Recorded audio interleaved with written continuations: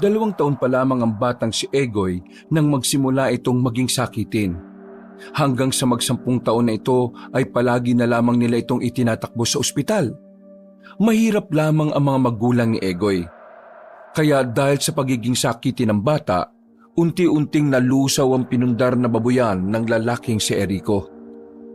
Noong una, wala silang ideya kung ano nga ba talaga ang nangyayari sa anak nila. Wala rin naman kasing makita ang mga doktor kung anong meron sa bata. Basta't ang lagi na lang sinasabi ay hinihika raw ito kapag masyadong napapagod. Pero kahit naman hindi pagod ang bata, ay lagi na lang itong nagkakasakit. Isang gabi, magugulat na lamang sila dahil bigla na lang magiging kulay ginto ang itim sa mata ng bata. Mag-iiba ang boses nito. Magiging malaki ang boses. Parang matanda ngunit mahiwaga ang tinig. Nang ikonsulta nila ito sa isang mahusay na albularyo na si Aling Ninang, malalaman nila na ang bata pala ay tinitirhan ng kaluluwa ng isang maalamat na albularyo. Isang malakas na albularyo na matagal nang namatay. Ano nga kaya ang dahilan at bakit pumasok sa katawan ng bata ang kaluluwa ng malakas na albularyo? Ano nga kaya ang magiging silbi ng tinataglay na lakas ng bata dulot ng espiritong nakasapi rito? Magawa kaya ng batang talunin ang pinuno ng mga aswang? Manatili kaya ang kaluluwa ng maalamat na albularyo kung ang makakalaban din ng bata ay isa ring alamat sa angkan ng mga aswang? 4:00 ng hapon, nasa kalsada ang mag-asawang Erico at Minda. Kasama nila ang kanilang 2 taong anak na si Egoy. Galing sila sa magulang ng babae. Humingi sila ng pera para sa kanilang panggastos. Sa mga sandaling ito, nagbubunganga na naman ang babaeng si Minda. Inis na inis kasi ito sa kanyang asawang si Erico. Kung sana ay nakapagbali ang lalaki sa trabaho nito, ay hindi sana sila maglalakad ng pagkalayo-layo para lang humingi ng pera. Diyos ko naman kasi, Erico. Sinabihan na kasi kita kahapon na sabihan mo muna yung amo mo para makabili tayo ng pagkain natin. Alam mo naman hindi pwedeng magutom ang anak natin eh. Pero ano ginawa mo? Tameme ka? Pero kapag sa ibang bagay, ang galing mo. Ibang bagay? Gaya ng alin? Gaya ng kabastusan. Kalabit ka ng kalabit sa gabi, pero sa paghahanap ng pagkain sa anak mo, wala ka naman magawa. Anong walang magawa? Kung makapagsalita ka, parang ikaw lang ang nahihirapan at gumagawa ng paraan. Bakit, hindi ba? Nagkakanda-kuba-kuba na ako sa kakalabada, sa kakalako ng isda. Diyos ko naman, ikaw nga nasa pier ka lang naman eh. Hindi ka pa makadiskarte. Alam mo, ang hirap sa'yo. Akala mo lagi ikaw ang magaling. Ikaw ang maraming nagawa. Ikaw ang nagsisikap. Hindi mo man lang nakikita yung ginagawa ko eh. Paano ko makikita? Kulang na kulang ang ginagawa mo para sa anak mo. Bakit? Ang ginagawa mo ba sumasapat? Pareho lang tayong nagkukulang pero ang mahalaga rito, may ginagawa rin ako. Kung makaano ka sa akin, parang napakawalang kwenta ko ah. Bakit?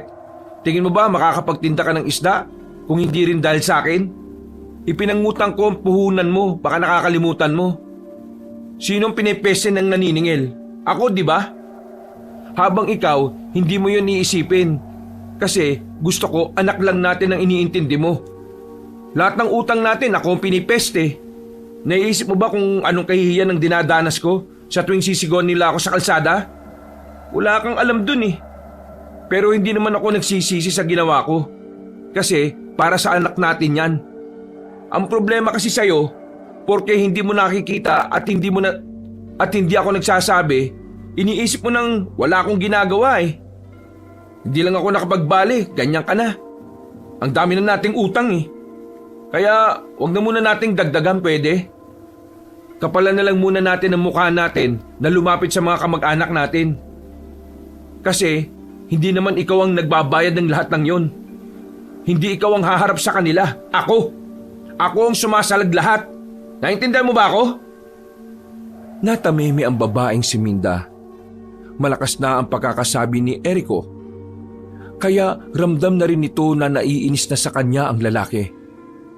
Nauna nang naglakad si Erico sa sobrang sama ng loob nito. Ni hindi na nito naisip na bitbit ni Minda ang anak nilang si Egoy. Sa paglalakad ni Erico, napatigil siya nang makitang may isang maliit na banga sa gitna ng kalsada. Dahil nagtataka ang lalaki kung bakit may ganoon sa daan ng mga sasakyan, lumapit siya at kinuha yun. Balak niya lang sanang itabi yun sa gilid. Pero pagsilip niya sa loob, meron siyang nakitang pera. Tumingin-tingin siya sa paligid. Ang nakita niya lang na naglalakad ay ang kanyang asawa at anak. Hinintay niya si Minda at nang makalapit na ang babae, nagtataka rin itong tumingin sa kanya. May inis pa rin sila sa isa't isa pero natuon ang kanilang atensyon sa maliit na banga. Nauna-una ka pang maglakad. Alam mo kasama ko itong anak natin. Ano ba yung hawak mo? Nakita ko lang dyan sa gitna. Kinuha ko kasi baka maka-aksidente ng sasakyan to eh. Tapon mo na yan. Wala ka namang mapapala dyan eh. Anong gagawin mo dyan? Tingnan mo. Pinakita agad ni Erico kung ano ang laman ng banga. Merong mga barya at perang papel. Nanlaki ang mata ng babae. Napahawak ito sa dibdib dahil bigla na lang nabuhay ang kaba sa kalooban nito. Kanino ba mga perang yan? Baka merong may-ari niyan ah. Iiwan sa gitna ng kalsada tapos merong may-ari. Tingin ko, kaloob to ng Diyos sa atin. Kasi talagang nangangailangan tayo eh. Ano? Akin na nga muna yung jacket ko. Ibabalot ko ito. Iuwi mo yun sa bahay? Oo. Mukha namang walang nagmamay-ari nito eh. Wala namang tangang may-ari na iiwan to dyan. Para sa atin talaga ito. Sakto kasi kailangan natin ng pera, di ba? Sigurado ka ba dyan? Baka mamaya karmahin tayo niyan. Bakit ka naman kakarmahin? Tinatanggap mo lang kung ano yung biyaya sa'yo ng Panginoon. Tara na nga, umalis na tayo. Baka mamaya may magpanggap na sa kanila pa ito. Mabilis na naglakad ang mag-asawa. Bitbit ni Erico ang banga na yon na nakabalot pa ng itim na jacket. Nang makauwi sila sa bahay nila, agad nilang binuksan ang banga. Binilang nila ang pera na nasa loob. Umabot yun ng 6,000. Hindi na napigilan na mag-asawa na matuwa. Kalahati kasi sa perang yon ay pwede na nilang ibayad sa mga utang nila. Ang kalahati naman ay pwede na rin nilang idagdag sa perang ibinigay ng magulang ni Minda. Diyos ko, salamat sa Panginoon. Kailangan pala lagi tayong nag-aaway sa kalsada para napapansin tayo ng Diyos. Aray! Ano ka ba? Sinasabi mo, napakawalang hiya mo. Matapos kang kalooban ng Diyos, ganyan ka magsalita. Oo naman, biro lang naman eh. Umayos-ayos ka nga, Erico. Naririnig ka ng anak natin, oh. Baka mamaya, manahin niya pa yung mga walang kakwenta-kwenta mong pinagsasabi. Anak, wala kang ibang mamanahin sa akin kundi yung kagwapuhan ko, ha? Papa! Oh, di ba? Papa raw? Sabihin mo nga, Mama. Hindi na nagsalita ulit ang bata. Napakamot na lang din sa ulo si Minda. Noong hapunan nila, masarap ang naging ulam ng pamilya. Naging good mood na rin si Minda. Habang si Erico naman ay tamang gitara na lang sa labas pagkatapos nilang kumain. Habang natugtog ay hindi pa rin maalis sa utak ng lalaki kung sino ang naglagay ng banga na may pera sa gitna ng kalsada. Pakiramdam niya kasi sinadya yun. Para bang may nakakaalam ng oras na yon na kailangan talaga nila ng pera. Napatigil lang ang pagmumuni-muni ni Erico nang dumating na ang kaibigan nitong si Andoy. Sa puntong ito, walang dalang alak ang lalaki. Lagi kasi itong nagyayaya na uminom. Palibhasa ang binata ay wala pang binubuhay na anak. Hoy, Andoy, pakayayain mo na naman ang asawa kong uminom, ha? May pasok yan bukas ng hapon, kaya umayos ka. Ito naman si Kumari. Wala naman akong dalang alak, ah. At saka tingin mo, matino ako, no? Di naman ako nakainom. Abay, naniniguro lang ako. Kilala kita eh. Alam ko na mga galawan mo. Hindi kami mag-iinom. nandito lang ako para sana magpatulong kay kumpare na pumasok sa pier. Aba, himala. Sawa ka na bang maging palamunin ni Aling Esther? Ang sakit mo naman magsalita, Mare. Uy, pre, naaway ako ng asawa mo, oh. Basta umayos kayo ha. Walang magiinom ngayon, sinasabi ko sa inyo. Pumasok na lamang sa loob ng bahay si Minda matapos kunin ang mga sinampay. Tama ba narinig ko? Magtatrabaho ka na? Oo, pre. Kailangan ko na kasi talagang magkapera eh. Tumatanda na ako. Baka walang makagusto sa akin. Hindi ako makakapamilya nito eh. Pambira ka naman. Isipin mo kaya muna yung mga magulang mo bago yung kalandian mo. Pero may papasok mo ba ako sa trabaho mo? Titingnan ko bukas. Sumama ka sa akin. Kakausapin natin si boss. Gagalingan ko talaga, pre. Kahit taga-punas ng puwet, papatusin ko. Basta kumita lang. Sira. Wala namang ganun dun eh. Magbubuhat lang naman tayo ng mga isda. At saglit lang ang trabaho dun. Mga 1 o 2 oras uuwi na kagad. Basta matapos mo lang isang sa truck yung mga isda na galing sa barko. Okay na. Malit lang ang kita dun ha. Baka umasa ka na yayaman ka dito. Okay lang. Gusto ko lang magkatrabaho para may pera ako. Mabuti naman at natauhan ka na rin. Hindi yung puro ka na lang inom. Nadadamay pa ako sa iyo eh. Kumusta nga pala pre yung inaanak ko? Ayun, ayos naman. Makulit. Unti-unti nang nakakapagsalita. Paglaki niya, turuan natin para maraming babae magabol dyan. Ang kaso, paano kung maging bakla?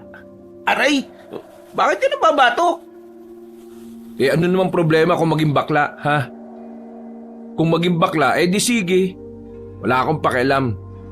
Basta lumaki siya ng magalang at may takot sa Diyos.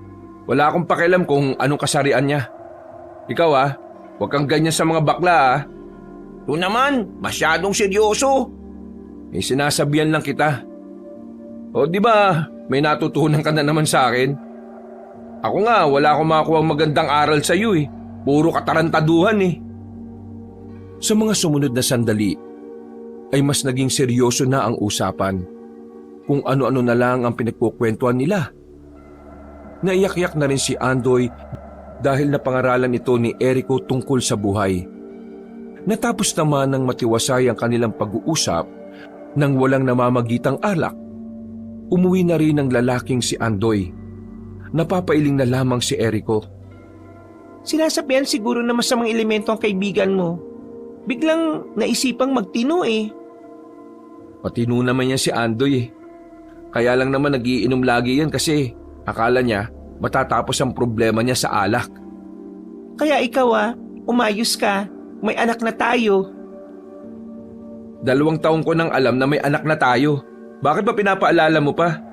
Tsaka, maayos naman ako Nagsisikap ako sa trabaho at wala naman akong bisyo na kahit na ano. Sinasabihan lang kita. Tara na nga, sa loob na tayo kasi malamig na dito eh. Makalipas sa mga sandali at nagsimula na rin silang maglatag ng higaan. Wala silang kwarto. Ang kanilang maliit na sala ay siya rin nilang tulugan kapag 9:00 na ng gabi. Naunang nakatulog ang babaeng si Minda dahil pagod na ito sa kakalakad. Tulog na rin ang kanilang anak na si Egoy na nakasalpak pa ang didian ng gatas sa bibig. Habang si Erico, nakatingin lang siya sa bintanang nakabukas kung saan nakakapasok ang liwanag ng buwan. Muli na naman kasing bumalik ang atensyon niya sa banga.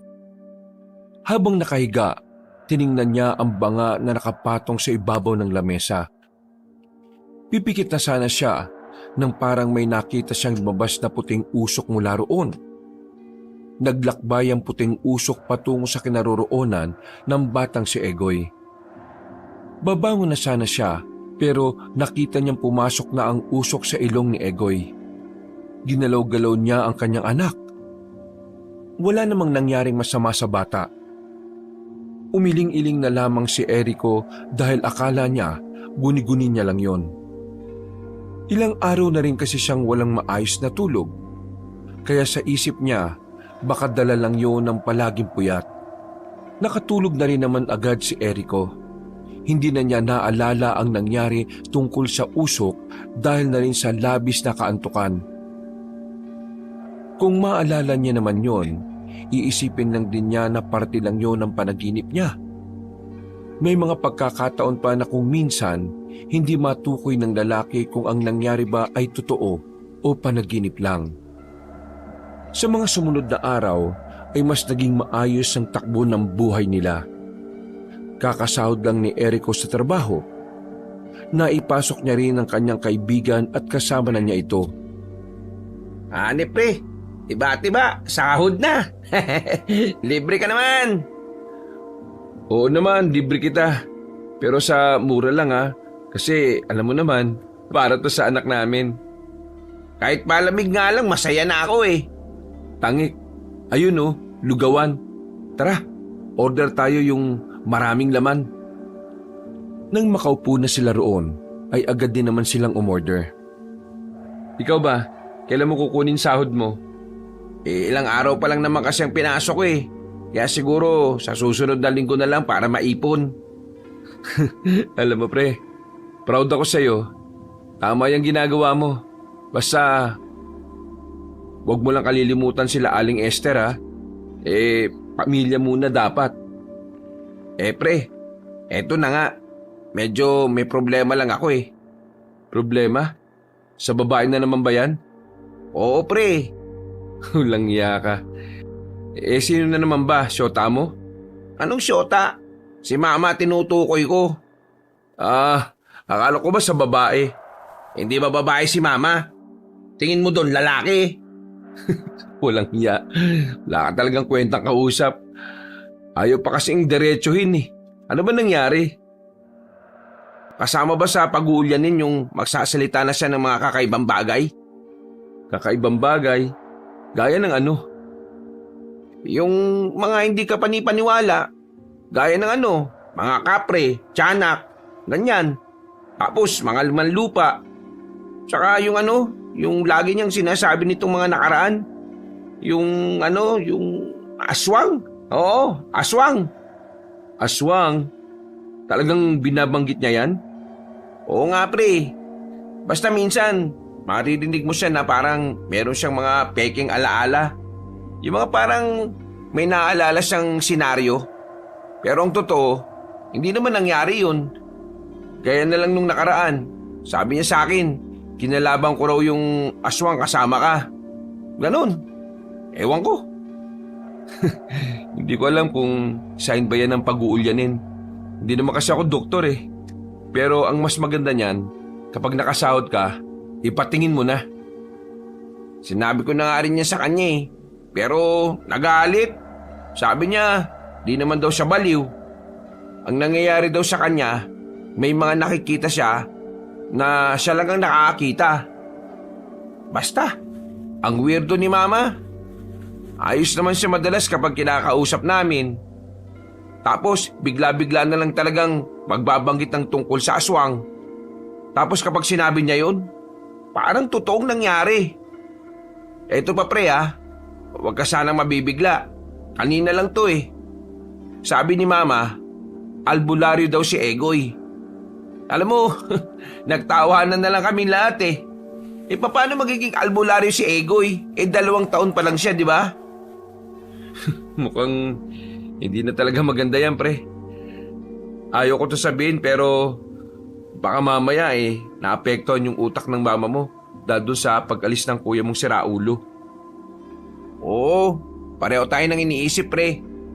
Kaya nga kapag nakasahod na ako, ilalapit ko na talaga si mama sa bayan eh.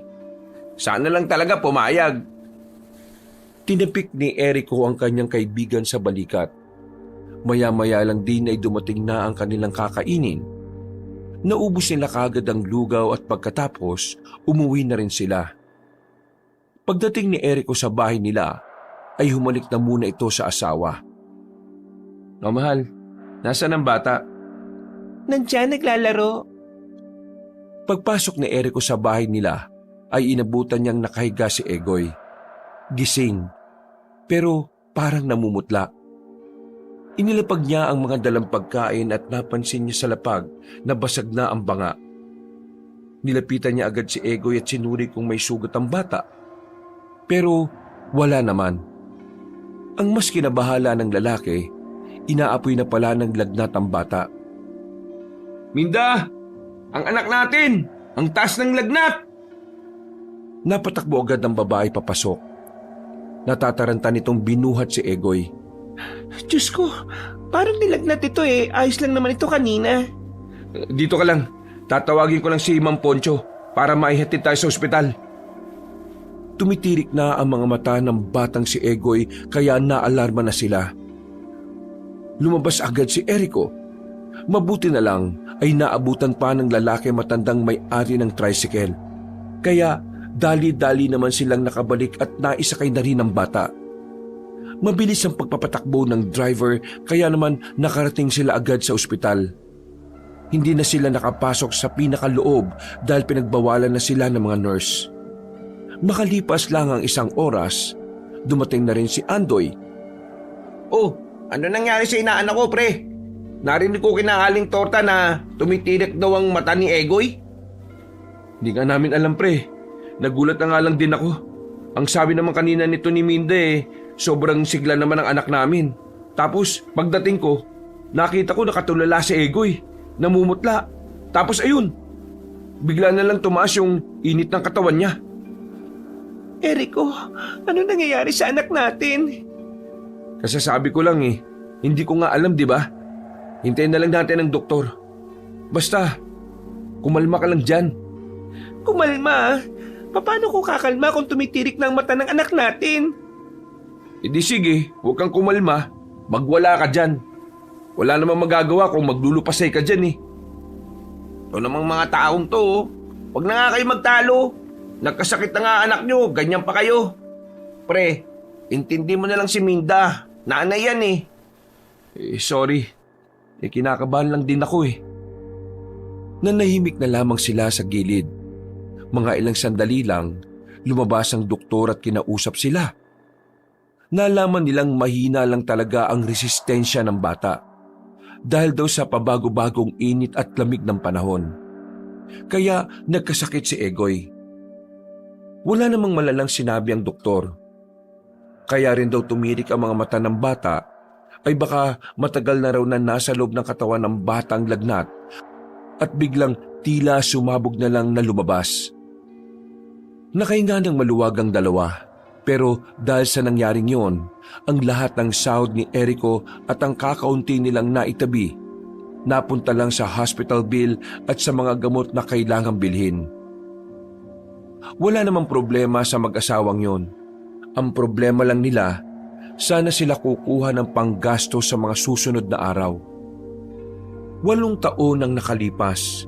Hindi naging madali ang mga nagdaang taon para sa mag-asawang Erico at Minda.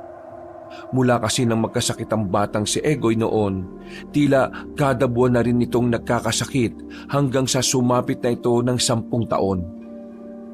Regular namang silang nakakapagpa-check up. Nababaw na nga rin sila sa utang dahil doon. Pero nainis na lang si Erico dahil laging sinasabi ng doktor na wala naman silang nakikitang malalang sakit. Walang cancer na kahit na ano. Ang dagdag pa ng ilang nakausap nilang doktor, rare o pambihira ang kaso ng kanilang anak. Mataas na lagnat ang nangyayari pero walang makapagsabi kung saan yun nanggagaling. Sa paulit-ulit na lang na nangyayaring pagkakasakit ng bata, natandaan na ni Erico ang pattern. Kada huling linggo ng buwan ay doon na nilalagnat ang bata. Kaya bago dumating ang araw na yon, todo kayod na ang mag-asawa. Kung ano-ano na lang ang diskarte nila para lamang kumita ng pera. Ngayon, nasa sementeryo sila kasama ang pamilya ni Andoy. Namatay na kasi ang nanay nito at yun ang araw ng libing.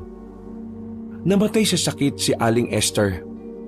Patanda na rin kasi yon at dumami na rin ang mga sakit na lumalabas mula nang madala ito sa ospital. Pagkatapos ng libing, nagpaalam na rin ang mga tao. Lumapit si Erico kay Andoy para kausapin ito.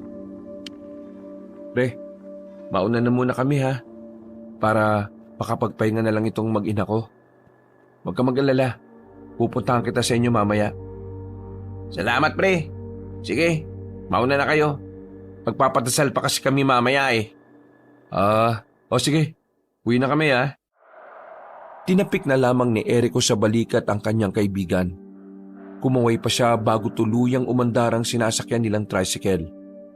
Habang nasa biyahe, napansin ni Erico na mahimbing ang tulog ng 10 taong gulang nilang anak. Katabi kasi nito ang ina sa loob. Habang si Erico naman ay nasa likuran ng driver. Medyo panatag naman ang kalooban ni Erico dahil malayo pa naman ang huling linggo ng buwan. Maya-maya lang din ay nakauwi na rin sila sa bahay nila. Minda, mamaya pala pupuntahan ko si Andoy ha. Alam mo naman, malungkot yung tao. Dadamayan ko lang. Sige, basta wag ka lang masyado magtatagal Kasi, alam mo itong anak natin, bigla-biglang nakakasakit. Oo, saglit lang ako. O sige na, patulog ka na muna. Tabihan mo si Egoy.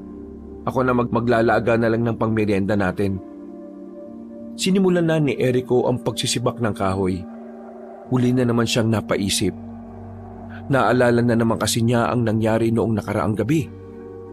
Ilang beses kasi, nagising siya at nakita niya si Egoy na nakatayo sa tapat ng pintuan. Nakatingin sa malayo. Tapos kakaiba ang kulay ng mga mata. Tila kulay ginto na medyo nagliliwanag. Noong una, inakala niyang nananaginip na naman siya. Pero nasundan kasi ang pangyayaring yun ng isa pang ulit. Dahil doon, naisip ni Erico na baka may kakaiba sa anak nila. Na baka yun ang dahilan kung bakit nagkakasakit si Egoy. Dahil sa kaisipang ganito, ay napagtanto ni Erico na walang magagawa ang doktor sa sakit ng bata. Magsasayang lang sila ng pera dahil hindi doktor ang kailangan nila, kundi isang eksperto pagdating sa mga paranormal na bagay o tungkol sa mga nilalang na hindi pa lubos na nakikilala ng mga tao. Pilit niyang iniisip kung may nangyayari bang kababalaghan noong pinagbubuntis pa lang ni Minda si Egoy. Pero wala naman siyang maalala. Malusog ang bata at normal, kaya hindi niya talaga malaman kung anong nangyari kay Egoy. Kinagabihan, nagpaalam na si Erico sa kanyang mag-ina. Pinuntahan niya si Andoy. Inabutan niya yung nagsisigarin sa diuling nakalan. Habang ang iba naman itong kapatid ay abala naman sa paglilinis ng bakuran nila. O pre, halika! Ano pre? Ayos ka lang? Oo, ayos lang naman ako pre. Kailangan Ay, siya nga pala. Papasok na ako bukas. Ha? Sigurado ka ba? Sabi naman sa akin ni boss, kung hindi pa kaya wag naman pilitin. Wag mo na munang pilitin.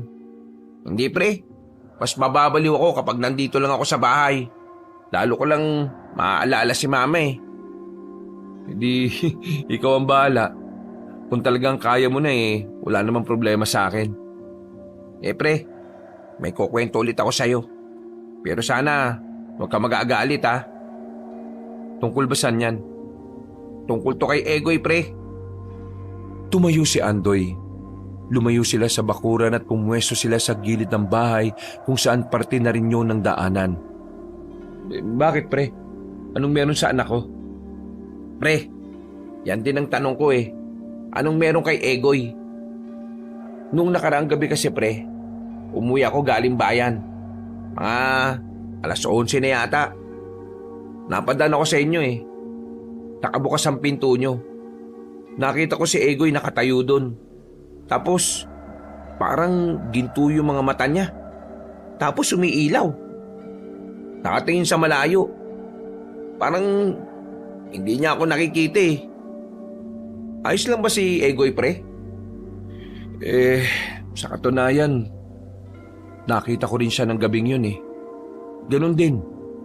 Tapos sa mga sumunod na gabi, kapag nakikita ko siyang gising, ganon din ang mga mata niya. Hindi ko alam pre kung anong meron sa kanya Kahit ako, nagtataka na rin.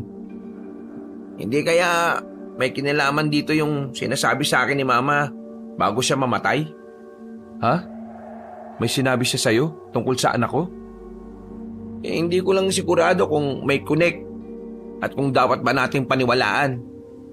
Pero nung gabing bago siya magpaalam, ako ang kasama ni Mama eh. Ang sabi niya sa akin, si Egoy nga daw ay albularyo. Huwag daw tayo matakot kay Egoy kasi mabuti raw si Egoy. Si Egoy daw ang magliligtas sa atin. Yun lang sinabi niya. Ililigtas saan? At saka, papaano ngang magiging albularyo ang anak ko ang bata pa niya? Hindi ko nga din alam eh. Di ba, nung 2 taon pa lang yung si Egoy, sinabi na rin ni Mama yon? Hindi kaya may ibig sabihin talaga yun? Siguro, ang dapat nating sundin sa sinabi ng mama mo yung huwag tayong matakot kay Egoy. Sa kabila ng lahat, anak ko siya. Inaanak mo naman. Hindi naman ako natatakot sa bata, pre. Nag-aalala lang ako. Paano kung ipatingin kaya natin siya sa albularyo?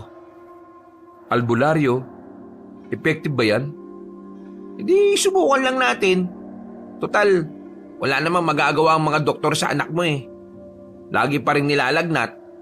Kasi, naisip ko lang baka kaya lagi may sakit yung anak mo kasi nga hindi siya normal. Kung ako lang ang tatanungin, wala namang problema eh. Kaso, paano kung nalaman to ni Minda? Hindi papayag ang isang yun. Hindi kailangan mo siyang kumbinsihin kasi kailangan nating malaman kung anong meron kay Egoy. Baka mamaya huli na. May nangyayaring masama dyan sa inaanak ko. E di, nagsisi tayong lahat. O sige, ako na lang bahalang kumausap sa kanya. Pero pre, sa atin lang muna to Ano tingin mo sa akin, chismoso? Tsaka parang anak ko na rin yung anak mo, no? Ba't ko naman ichichismis yan? O sige, maraming salamat pre Magulo ang utak ni Erico nang naglalakad na siya pauwi ng bahay. Nag-iisip na siya ng mga linyang pwede niyang sabihin kay Minda para makumbinsi niya ito. Alam niya kasi na si Minda ang tipo ng tao na hindi naniniwala sa mga albularyo. Lalong-lalo na ang pamilyang pinagmulan nito. Nang malapit na siya sa strito nila, naramdaman ni Erico na tila merong sumusunod sa kanya. Naririnig niya kasi ang mga yabag ng paa. Pero wala naman siyang nakita nang lumingon na siya roon. Sinuyod niya ng tingin ng paligid. Walang kahit na sino. Pero alam niyang may sumusunod sa kanya. Binilisan na lamang niya ang paglalakad. Oh, bakit gising ka pa? Naabutan ni Erico ang asawa sa tapat ng pinto na nakaupo lang at nakatingin sa malayo. Hinihintay kita. Ito naman, nawala lang saglit na mismo naman kaagad ako. Kinakabahan ako eh. Kasi kapag inatake na naman ang anak natin na wala ka, hindi ko alam ang gagawin ko. Nagbuntong hininga ang lalaki. Hindi niya pa rin kasi nasabi kay Minda ang tungkol sa pattern ng pagkakasakit ni Egoy. Iniisip niya kasi na baka hindi rin naman ito maniwala sa kanya at baka pagsimulan pa ng kanilang away. Pasensya na. Nag-usap lang kasi kami ni Andoy. Naawa kasi ako sa taong yun eh. Alam mo naman, mamasbo yung tukmol na yun. Siyempre, masakit sa kanya na mawalan ng nanay. Naiintindihan ko naman eh. Magkaibigan kayong dalawa kaya normal lang naman na damayan mo siya. Halika na, pumasok na tayo sa loob at matulog na. Hindi na naman dinalaw ng antok ang lalaki sa mga sandaling yon. Sa dami ng kanyang iniisip, walang puwang ang antok sa utak niya. Hindi siya mapakali. Ligid siya ng ligid. Habang si Minda naman ay tulog na rin. Sandali niyang tiningnan ang batang si Egoy. Mahimbing na rin ang tulog nito. Hinaplos niya pa ang buhok ng bata at saka napatingin. Kamukhang kamukha niya kasi ito.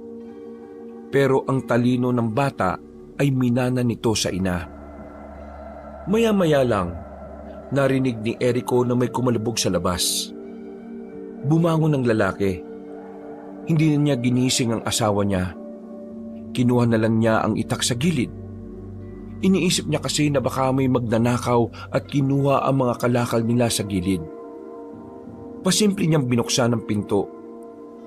Nang walang makitang tao sa labas, lumabas na rin siya dala ang itak. Wala namang tao. Ano ba yun? Nananaginip na naman ba ako ng gising? Napapailing na lang ang lalaki. Papasok na sana siya ng bahay ulit nang biglang may lumitaw na matangkad na lalaki mula sa bubungan nila. Tumalon yun patungo sa harapan niya. Dahil may ilaw sila sa bakuran, nakita niya pa ang mukha ng lalaki. Pangit ang mukha, mahaba ang dila nito. Sino ka? Anong klase kang tao? Kailangan mamatay ang anak mo. Ha? Sino ka? Bakit mo papatayin ng... Ha? Natigil ang sasabihin ni Erico nang may mabilis na hangin ang naramdaman niya sa kanyang gilid. Namalayan na lamang niya na nasa gilidan niya ang lalaking si Egoy. Nang biglang sinuntok siya ni Egoy sa tagiliran. Tumalsik ang lalaki at saka bumalandra sa may puno ng bayabas. Hindi makapaniwala ang lalaking yon kaya dali-dali itong umalis. Si Egoy naman ay bigla na lamang bumagsak. Buti na lang ay nasalo agad ito ni Erico. Egoy! Uy! Anak! Pero narinig na lamang niya na humihilik na ang bata. Natulog na yun na parang walang nangyari. Ibig sabihin, hindi niya alam ang ginawa niya? Paanong nangyari yun? Binuhat na lamang ni Erico ang bata papasok ng kanilang bahay. Mabuti na lamang din ay hindi pa nagising ang kanyang asawa. Marahan niyang inihiga ang bata. Pagkatapos ay tumingin-tingin siya sa labas kung naroon pa ba ang lalaking nilalang. Nakahinga siya ng maluwag nang mapagtanto niyang nakaalis nga yun. Mas lalo tuloy hindi nakatulog si Erico. Nagiging tamang hinala na siya sa mga ingay na naririnig niya. Pakiramdam niya, anumang oras ay may aatake na naman sa kanilang halimaw. Dahil sa nangyari, hindi na nagdalawang isip si Erico na sabihin ang lahat kay Minda kinaumagahan. Palagay niya kasi, dapat alam din ng babae ang pagiging kakaiba ni Egoy. Salubong ang kilay ni Minda matapos mapakinggan ang lahat ng pinagsasasabihin ng lalaki. Halata sa mukha nito na hindi ito naniniwala. Sinasabi mong si Egoy ay nakikita mo minsan na nagiging kulay ginto ang mga mata at parang umiilaw, ganun ba? Tapos kagabi, may lalaking mukhang halimaw ang muka na sabi mo muntikan ka ng atakihin pero dumating ang anak natin. Tapos sinuntok niya ang lalaki tapos tumalsik at nakatulog ang anak natin. Ang bihira ka naman. Inulit mo lang lahat ng sinabi ko eh. Nililinaw ko lang kung tama ba ang narinig ko. Kasi yung mga pinagsasabi mo, sinasabi lang yan ng mga taong wala sa sarili. Nag-a-addict ka ba? Paano iilaw ang mata ng anak mo?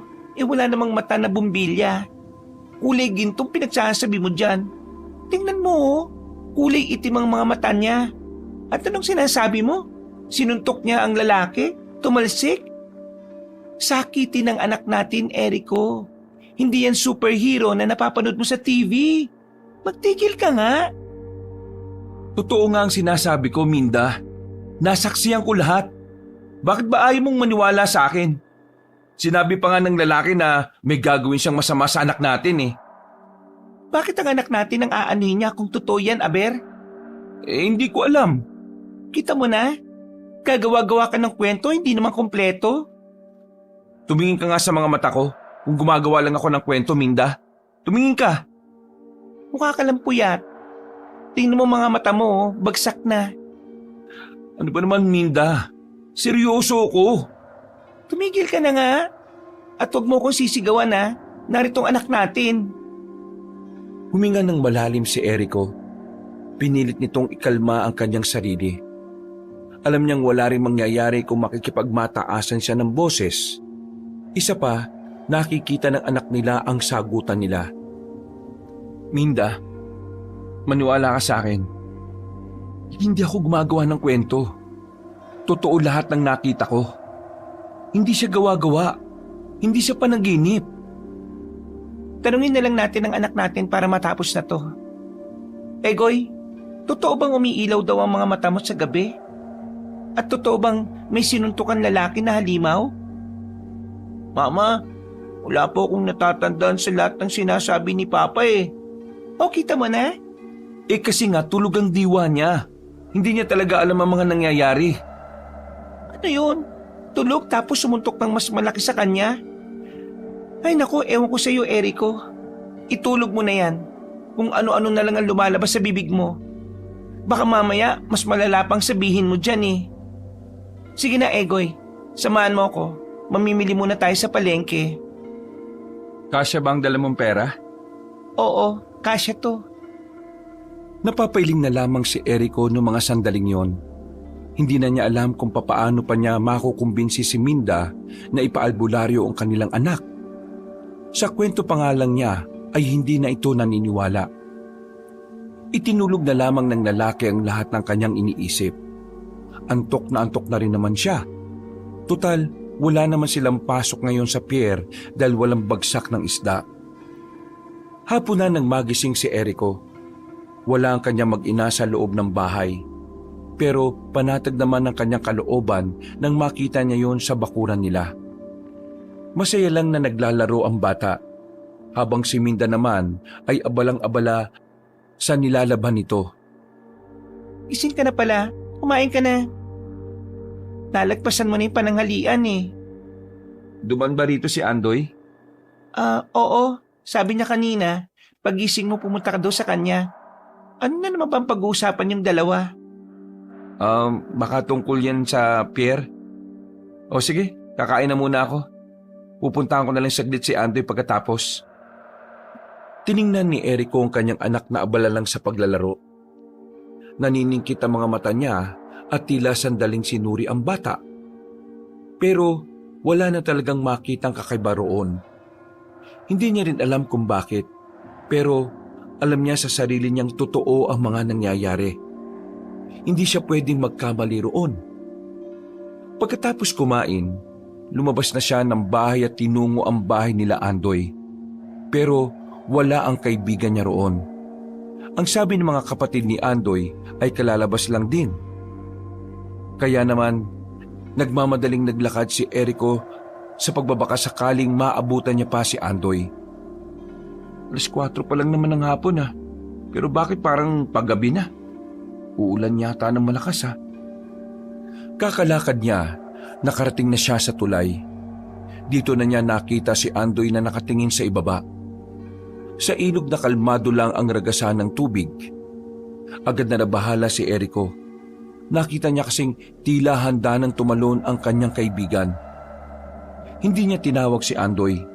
Tumakbo siya ng mabilis at sapilitang hinila si Andoy palayo sa hawakan ng tulay. Natumba silang dalawa sa gilid ng kalsada.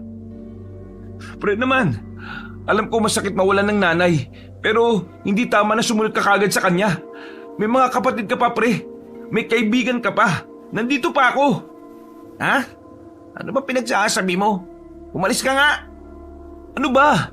Sinabi nang huwag mong gawin eh. Sira ulo. Di ako tatalon no. Alis! Muling bumalik si Andoy. Tiningnan nito ulit ang kailaliman ng ilog. Pero wala na roon ang nakikita niya. Dismayado siyang pumadyak sa gilid at inis na nagsalita kay Erico. Pahamak naman tong taong to. Wala tuloy yung sinusundan ko eh. Kainis. Akala ko kasi tatalon ka ni. Malapit ka na kayang mahulog. Bakit naman ako tatalon? Kulit mo. Kung hindi mo ako hinila, di sana nakita ko yung mukha nung lalaki. Ha? Sinong lalaki ba yun? Kagabi kasi, lumabas ako para bumili ng gaas. May nakita kong lalaki na nandun sa taas ng talon. Para siyang namimilipit sa sakit pero mula sa lupa. Tinalon niya lang paakyat yung puno. Tapos lumipat siya ulit sa kabilang puno hanggang sa hindi ko na nakita. Ngayong hapon, nakita ko siya sa atin palakad-lakad. Natandaan ko yung suot niya Kaya sinundan ko siya ngayon. Nakita ko tumanon siya rito pababa. Tapos, ayun, dumating ka na. Nakakainis naman oh. Pre, hindi kaya pareho tayo nang nakita? Ha? Nakita mo rin? Hindi nga. Kagabi, may lalaki mukhang halimaw yung muntik nang umatake sa akin.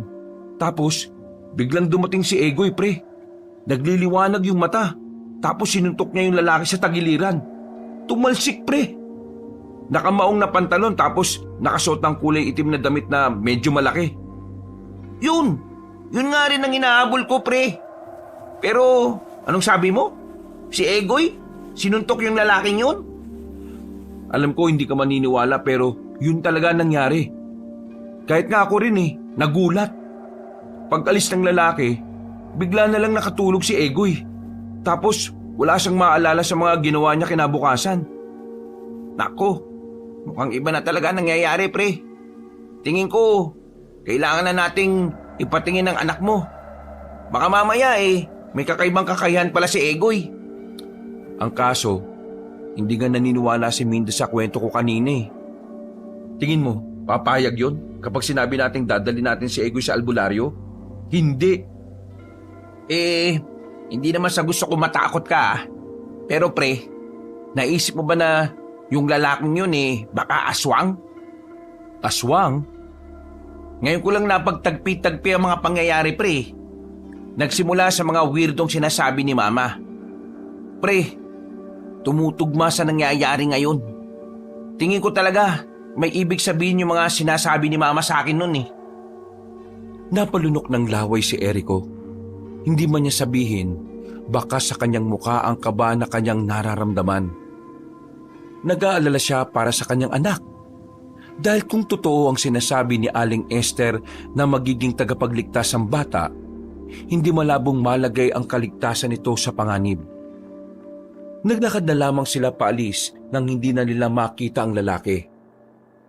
Habang tinatahak ang daan, pinag-iisipan nilang maigi kung papaano nila ipagtatapat ang kanilang mga nalalaman. Ayan na pre. Galingan mo na lang magdahilan. Susuportahan kita. Sinubukang kausapin ni Erico ang asawa niya, pero hindi pa niya natatapos ang gusto niyang sabihin ay nagbunganga na to kaagad. Pikuna ang babae sa pinagsasasabi ni Erico at ginatungan pa ni Andoy. Mare, totoong sinasabi ni kumpare. Totoong kakaiba si Egoy. Kaya dapat malaman natin kung anong meron sa kanya. Dapat natin siyang ipatingin sa albularyo. Isa ka pa, Andoy. Siguro kaya nabubuang itong asawa ko kasi kung ano-ano namang ikinukwento mo rito eh. Wala ba kayong magawa sa buhay porque wala kayong pasok ngayon sa trabaho? Minda naman, makinig ka naman sa akin kahit na minsan. Para din naman ito sa anak natin eh. Pakiusap, makisama ka naman oh. Bakit mo ipatitingin sa albularyong anak natin? Tingnan mo oh, normal naman. Sakitin lang talaga. Kaya nga siya sakitin eh, kasi may kakaiba sa kanya. Ano bang mahirap intindihin doon? Walang magpapatingin sa albularyo. Anak ko ito at ako ang masusunod. Anak ko rin yan eh. Ako ang ina. Ako ang ama. Ako ang ninong. Ako ang anak. Tama na. Naririndi na ako. Tapos na ang usapan na ito. Lumabas ng bahay ang babae. Agad namang nilapitan ni Erico ang kanyang anak at tinuwakan sa magkabilang balikat. Anak, wala ka ba talagang maalala sa nangyari kagabi? O kahit man lang kung anong kakaiba sa katawan mo? Sa pakiramdam mo, wala ka bang nararamdaman o napapansin? Wala po, Papa eh. Ang bihira naman oh. Meron po akong nararamdaman. Anong sabi mo? Kapag natutulog po ako, nananaginip po ako na meron ako nakakausap na matandang lalaki. May tungkod po siya. Mahaba po ang balbas niya at bigote niya. Tapos, makulit po siya pero mabait. Nagpakilala ba siya sa panaginip mo? Hindi po eh. Basta ang sabi niya lang po sa akin, iingatan niya ako. Sinasabi ko na nga ba, Andoy eh. Samahan mo kami. Ipapatingin na natin tong anak ko.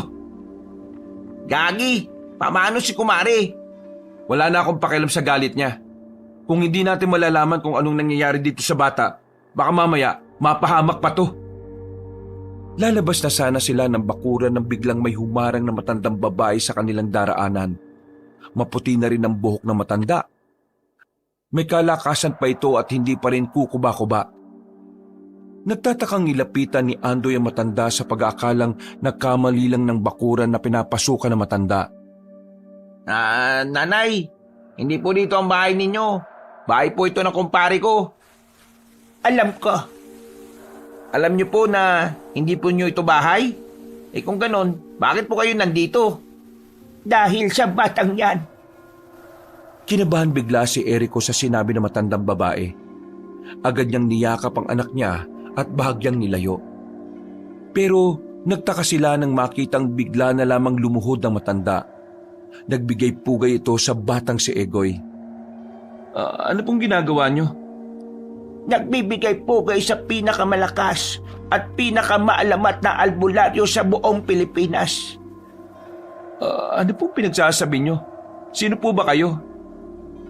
Muling tumayo ang matanda at ngumiti muna sa kanila ng malapad. Sandali itong tumingin kay Egoy. Ako si Aling Ninang, isa kong albularyo na lumilibot sa ating probinsya. Nanggagamot ako ng mga may sakit at gumagawa ako ng mga pangontra laban sa mga aswang. Nagkatinginan ang magkaibigan. Tila pareho silang nagdududa sa naririnig nila. Kung ayaw niyong maniwala, hayaan niyong suriin ko ang bata para malaman niyo kung ano ang nangyayari sa kanya. Paano naman po kami mapapanatag na totoong albularyo kayo? May kakayahan akong malaman ang sakit ng isang tao kapag nahawakan ko ang mga kamay. Gusto niyo bang subukan? Sabihin niyo nga sa akin kung anong sakit ng anak ko. Bakit tuwing huling linggo ng buwan nilalagnat siya ng mataas? Walang sakit ang anak mo, iho. Hindi niyo pa nga po nahahawakan ng kamay niya Hindi na kailangan. Unang tingin ko pa lamang sa kanya. Nararamdaman ko na ang nag-uumapaw na kapangyarihan sa kanya. Pwede ba tayong maupo at ipapaliwanag ko sa inyo ang lahat? Lumapit si Andoy kay Erico at bumulong. Pre, pagbigyan na natin. Mali mo naman matulungan tayo habang wala pa si Minda. Anak, ayos lang ba sa'yo na suriin ka na matanda? Ayos lang po sa akin, Papa. Gusto ko rin naman po malaman kung sino yung matanda na naririnig ko minsan eh. Pumasok sila sa loob ng bahay. Pinasara ng matandang babae ang mga bintana pati na rin ang kanilang pintuan. Magsisimula na sana si Aling Ninang nang biglang malakas na nagbukas ang pinto.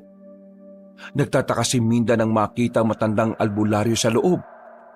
Otomatikong sumimangot ang mukha nito habang nakatingin kay Erico. At talagang hindi ka nakinig sa akin, Erico? Talagang sinasagad mo ang, Mama, wag na po kayong mag-away. Pagbigyan niyo na rin po si Papa. Gusto ko rin naman po. Habang natagal po kasi, may nararamdaman po ako sa katawan ko eh. Kagaya po ngayon, Mama. Sige na, Minda. Kahit ngayon lang makinig ka naman sa akin. Para naman to sa anak natin eh. Huwag kang mag-alala. Hindi ko naman sasaktan ang bata. Ipapaliwanag ko lang sa inyo kung anong nangyayari sa kanya at kung bakit siya nagkakaganyan.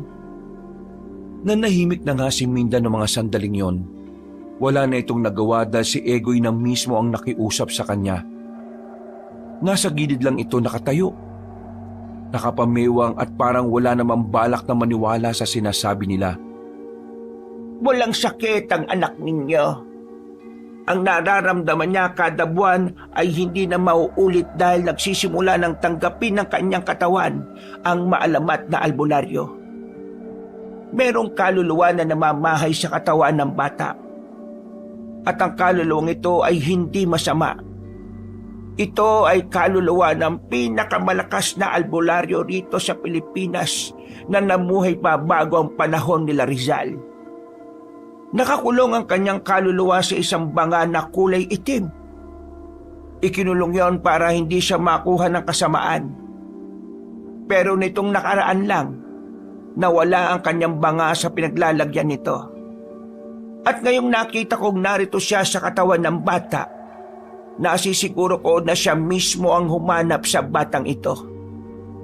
Iho, may nakuha ba kayong banga noon?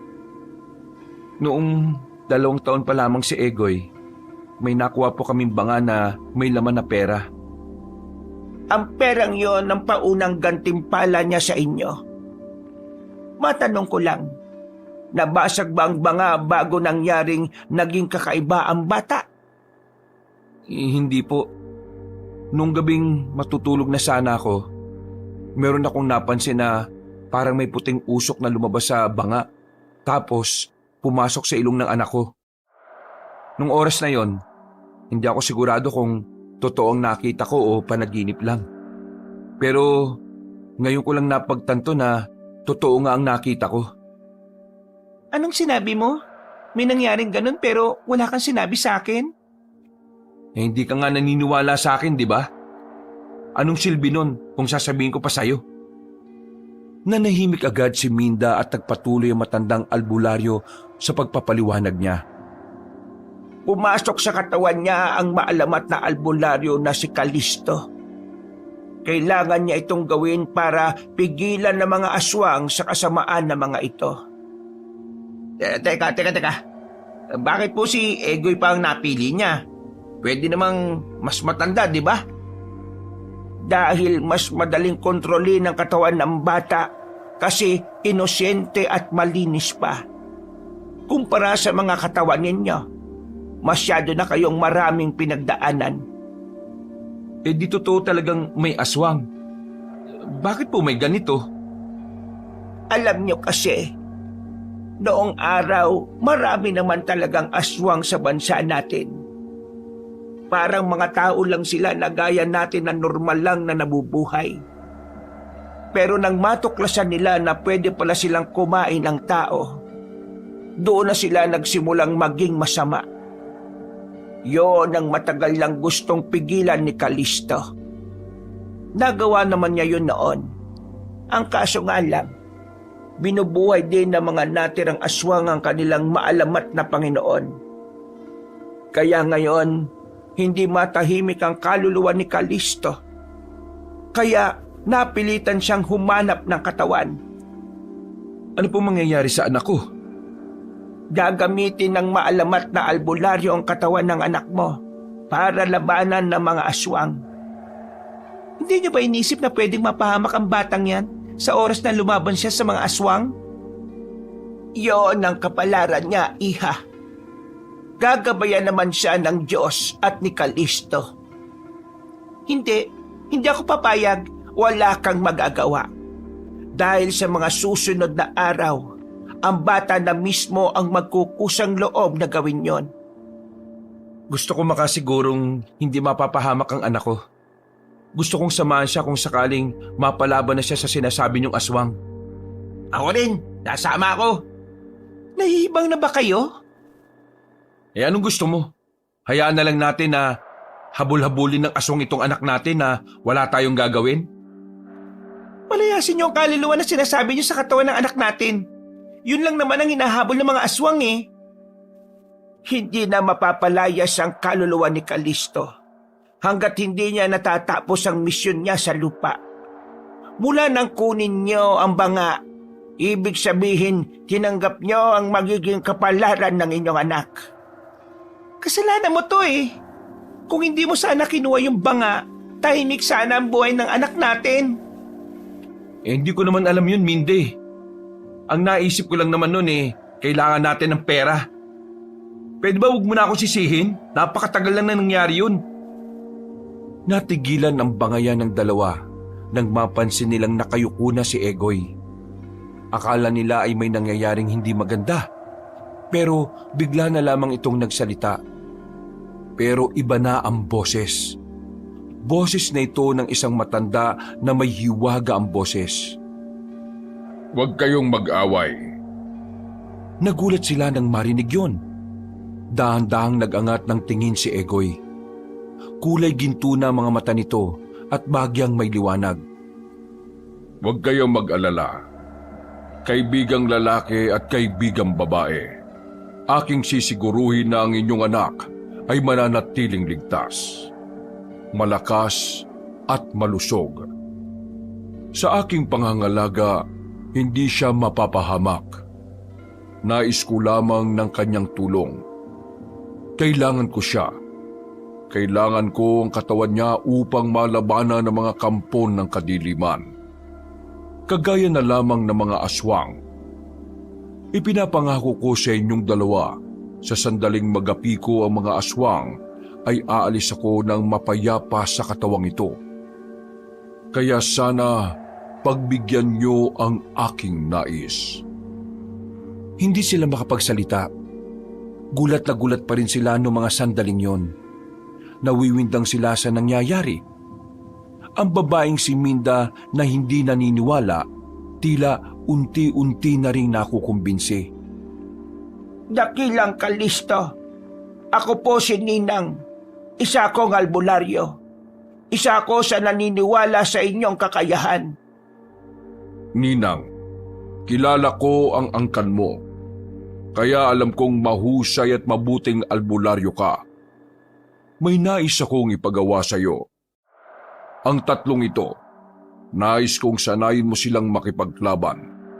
Nang sa gayon ay magawa rin nilang protektahan ang batang ito sa oras na wala ako. Maari mo ba akong pagbigyan? Apa, dakilang Kalisto. Gagawin ko ang gusto niyong mangyari. Kailangan ko na munang matulog. Maraming salamat sa inyong pangunawa. Paghandaan natin ang pagpaparamdam ng mga aswang. Malapit na ang mga sandaling yon. Malapit na. Matapos magsalita ng mahiwagang boses, muntikan nang matumba ang bata sa kinauupuan nito. Nasulo naman agad yon ni Erico. Nag-aalala namang kinuha ni Minda ang bata at hiniga sa papag. Ngayon, Iha, naniniwala ka na sa mga sinasabi namin.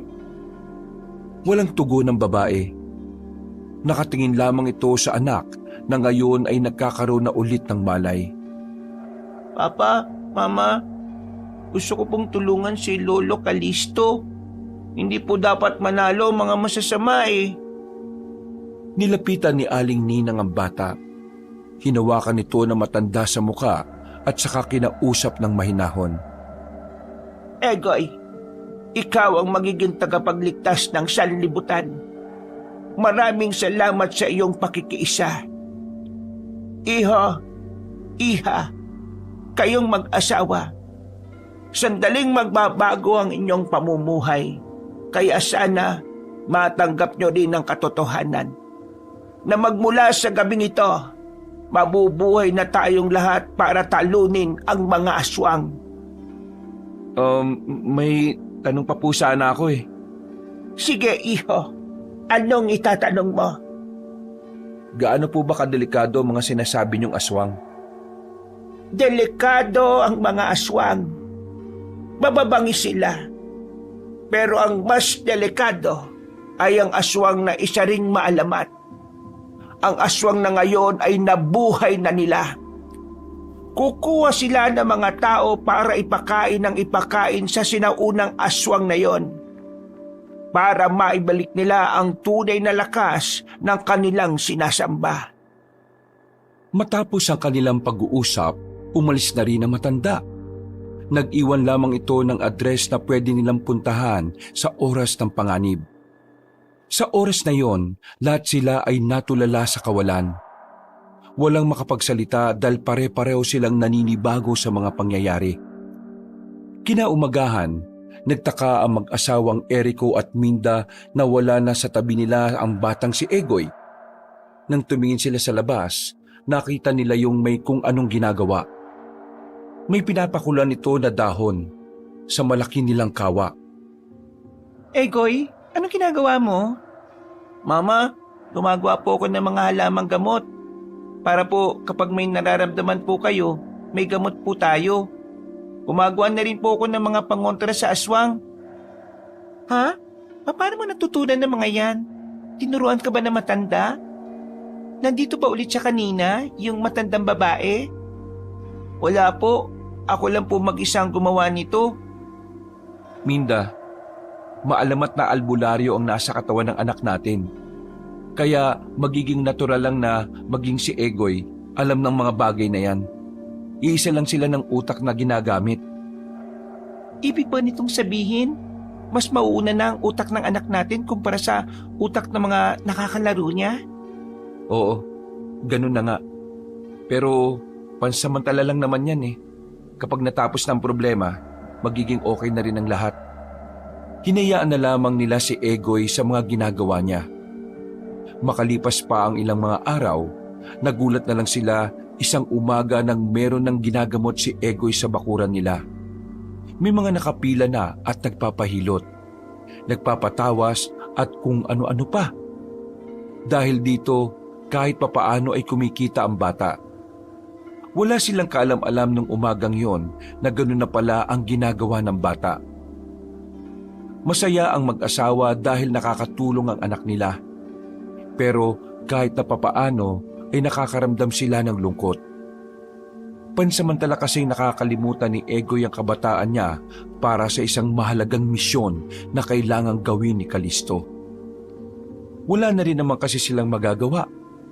Hindi na rin basta-basta matatanggal ang kaluluwa ng maalamat na albularyo. Matatahimik lang kasi ang kaluluwa nito kapag natapos na ang dapat nitong gawin sa lupa. Hanip ang inaanak ko, pre ah. May sideline. Akalain mo yun, marunong na rin siyang gawin yung mga ginagawa ni Aling Ninang. Kung sa bagay kasi, albularyo naman yung nasa katawan niya eh. Sige, lakasan mo pa para marinig ng iba nating katrabaho. Para kang timang. Pero seryoso ha, naninibago talaga kami. Hindi kami sanay na naghahanap buhay din ng anak namin. Hindi naman namin pwedeng pigilan kasi sabi ni Aling Ninang parte yun ng misyon nilang dalawa ng matandang si Kalisto. Hindi bale, yung mga kikitain niya naman dun itatabi namin para sa pag-aaral niya. Pre, paano kung makakalabanan niya yung aswang? Napatigil si Erico sa pag-aayos ng mga balde ng isda. Kaya nga dapat ituloy pa rin natin yung tinuturo sa atin ni Aling Ninang.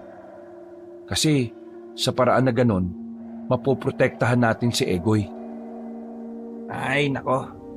Kakaiba talaga maglaro ang tadhana, no? Kaya lagi kong dinarasal sa Diyos na sana huwag niyang hahayaan ang anak ko. Lalo na ngayon. Palagay ko, gumagawa na rin ng hakbang ang mga aswang. Paano mo naman nasabi? Narinig ko kanina sa tricycle na may namataan silang aswang.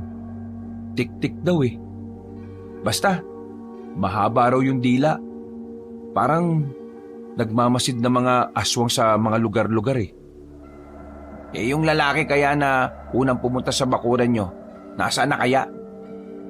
Basta nakilala ko yung boses niya Kapag narinig ko ulit yun, makikilala ko siya.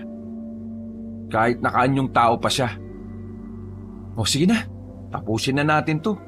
Mag-aalas 6 na rin Mabilis na kumilos ang magkaibigan sa pagsampa nila ng balde-balding galunggong sa isang container van. Pagkatapos, kinuha na rin nila ang sahod nila dahil araw ng linggo noon. Hindi na sila kumain sa kung saan-saan. Diretso uwi na kagad sila. Mula kasi nang malaman nila kung ano si Egoy, iniiwasan na nilang umuwi ng lagpas sa oras. Nababahala kasi sila na baka anumang oras bigla na lang dumating ang mga aswang. Sigurado ka bang ayos kay Minda na matulog ako sa inyo mamaya? Oo, napag-usapan na namin yon nung nakaraan pa. Sa paanan ka lang matutulog kasi doon lang medyo maluwag Pasensya na sa abala pre Kailangan ka lang talaga namin Kasi baka mamaya marami ang aswang tapos yung maalamat na albularyo tulog. Wala naman problema sa akin. Inaanak ko si Egoy kaya parang tatay na rin niya ako. Nang makauwi na sila sa bahay ay naabutan nila ang mag-ina na naghihimay na ng malunggay. Saktong-sakto dahil meron silang dalang manok. Magtitinola sila sa gabing yon. Halika, Egoy. Tayong dalawa naman ang magimay ng dahon ng sili. Pumasok ang dalawa sa loob ng bahay. Nilapitan naman muna ni Erico ang kanyang asawa. Mahal, ayos ka lang ba? Mula nang malaman ko na totoo ang lahat, hindi na ako naging ayos sa kahit na anong oras. Erico, mayat-maya ako nababahala na baka kapag nalingat lang ako, biglang may dumating na aswang tapos kunin siya o kaya saktan siya. Huwag ka mag-alala, Minda. Nasa katawan niya ang malakas na albularyo. Nasisiguro ko na bigla-biglang lalabas yun kapag kailangan na siya ng anak natin. Hindi. Kailangan may gawin din tayo. Hindi pwedeng iasa natin lahat sa albularyo na nasa katawan niya. Nasaan na ba si Aling Ninang? 2 beses nilang tayong tinuruan tapos di na siya bumalik. Nakita namin siya kahapon. Pupunta siya rito bukas. Marami lang talaga siyang ginagawa eh. Nagbuntong hininga na lamang ang babae. Pagkatapos ng kanilang usapan, ay sumunod na rin sila sa loob. Kalaunan, sabay-sabay na rin silang kumain. Pagsapit naman ng pagtulog, dilat pa rin ang mata ni Erico at Andoy. Binabantayan nila ang paligid kung may mararamdaman silang hindi pangkaraniwan. Gabi-gabi ko na itong ginagawa rito eh. Ewan ko lang kung makatagal ka. Para naman ito sa inaanak ko eh. Kaya easy lang naman magpuyat. Natawa na lamang si Erico. Makalipas lang kasi ang 10 minuto, humihilik na si Andoy. Mag-isa na lamang si Erico na nagbabantay nun. Hindi na rin niya ginising pa si Andoy dahil alam niyang pagod rin ito sa trabaho. Maya-maya lang, biglang naalarma si Erico nang biglang marinig niyang may umaangil sa labas. Nagising din si Andoy dahil doon. Agad na napabangon din si Andoy. Kinuha agad nila ang itak na itinabi nila sa pagtulog. Sa puntong ito ay ginising na rin ni Erico ang babaeng si Minda. Pagsilip nila sa labas, nakita nilang merong 4 na lalaki ang nakatayo sa tapat ng bakuran. Hindi makalapit ang mga yon dahil sa mga pangontrang ginawa ni Egoy. Aswang na ba mga yan? Oo, kaya dapat maging alerto tayo. Kahit hindi sila makalapit, baka gumawa sila ng paraan para mapalabas nila tayo. Erico, ang anak natin, ayaw magising. Ano? Dinikit ni Erico ang kanyang tenga sa dibdib ng bata. Normal naman ang tibok ng puso ng batang si Egoy. Kaya hindi nila alam kung anong nangyayari dito. Egoy! Uy, anak! Nang dumilat ang bata, kulay ginto na naman ang mga mata nito. Bigla itong bumangon at pinatunog ang leeg at daliri. Pasensya na. Hindi ko na malayan ang oras. Dapat pala gumising na ako. Nakahinga sila ng maluwag nang marinig nila ang malaki at mahiwagang boses na yon. May mga aswang sa labas. Anong gagawin natin? Huwag kang mag-alala. Akong bahala. Dito lang kayo sa loob. Matapang na lumabas si Egoy. Na makita siya ng mga aswang, mas lalong lumakas ang angil na naririnig nila. Nakita nilang tumalon ng mataas si Egoy palabas ng bakuran. Dinumog ito ng 4 na aswang. Pero nagtalsikan lamang ang mga yon. Kitang-kita nilang 3 kung papaanong binugbog lang ni Egoy ang mga aswang gamit ang kamao. Malalaki ang mga aswang pero parang binabalibag lang yon ni Egoy. Ang bira! Ang lakas ng inaanak ko ah! Hindi naman si Egoy yan eh. Katawan lang niya ang sa kanya. Pero ang lakas, dun sa albularyo. Madaling natalo ni Egoy ang 4 na aswang. Bali-bali ang buto ng mga ito nang magsialisan. Agad din namang lumabas ang 3 para lapitan ang bata. Anak, ayos ka lang? Ayos lang po ko, Mama. Hindi naman po ako nasugatan eh. Teka, hindi na ikaw si Kalisto? Ising pa rin po siya. Pero ngayon, kaya niya na pong tulungan ako kahit hindi siya nangingibabaw sa katawan ko. Kumbaga, yung lakas niya ay pinagagamit niya sa akin. Pero ang diwa ko, ay ako ang kumukontrol. Teka, hindi ba delikado yan? Wala ka namang karanasan sa pakikipaglaban Iisa lang po kami ng utak ni Lolo Kalisto. Kaya kung anong iniisip niya, yun din ang iniisip ko at magagawa ko. Kahit ano pa yan, ang mahalaga, hindi ka nasaktan. Halika na, dumito ka na sa loob. Nanatiling mulat na naman ang kanilang mga mata sa sandaling yon. Nararamdaman kasi ni Egoy na hindi yun ang huling beses na may darating na aswang sa bahay nila. Kaya naman, hindi sila naging kampante. Alerto pa rin silang nagbabantay sa paligid. Egoy, wala ka bang nararamdaman na may aswang sa paligid? Meron po, pero hindi rito sa atin. Ibig mong sabihin nararamdaman mo kahit na malayo? Opo, ganun po kalakas ang kapangyarihan ng maalamat na albularyo Biglang tumayo sa kinauupuan ng bata. Nagtataka naman sila kung bakit biglang kumuha ng itak ang batang lalaki. Bakit anak? Anong gagawin mo?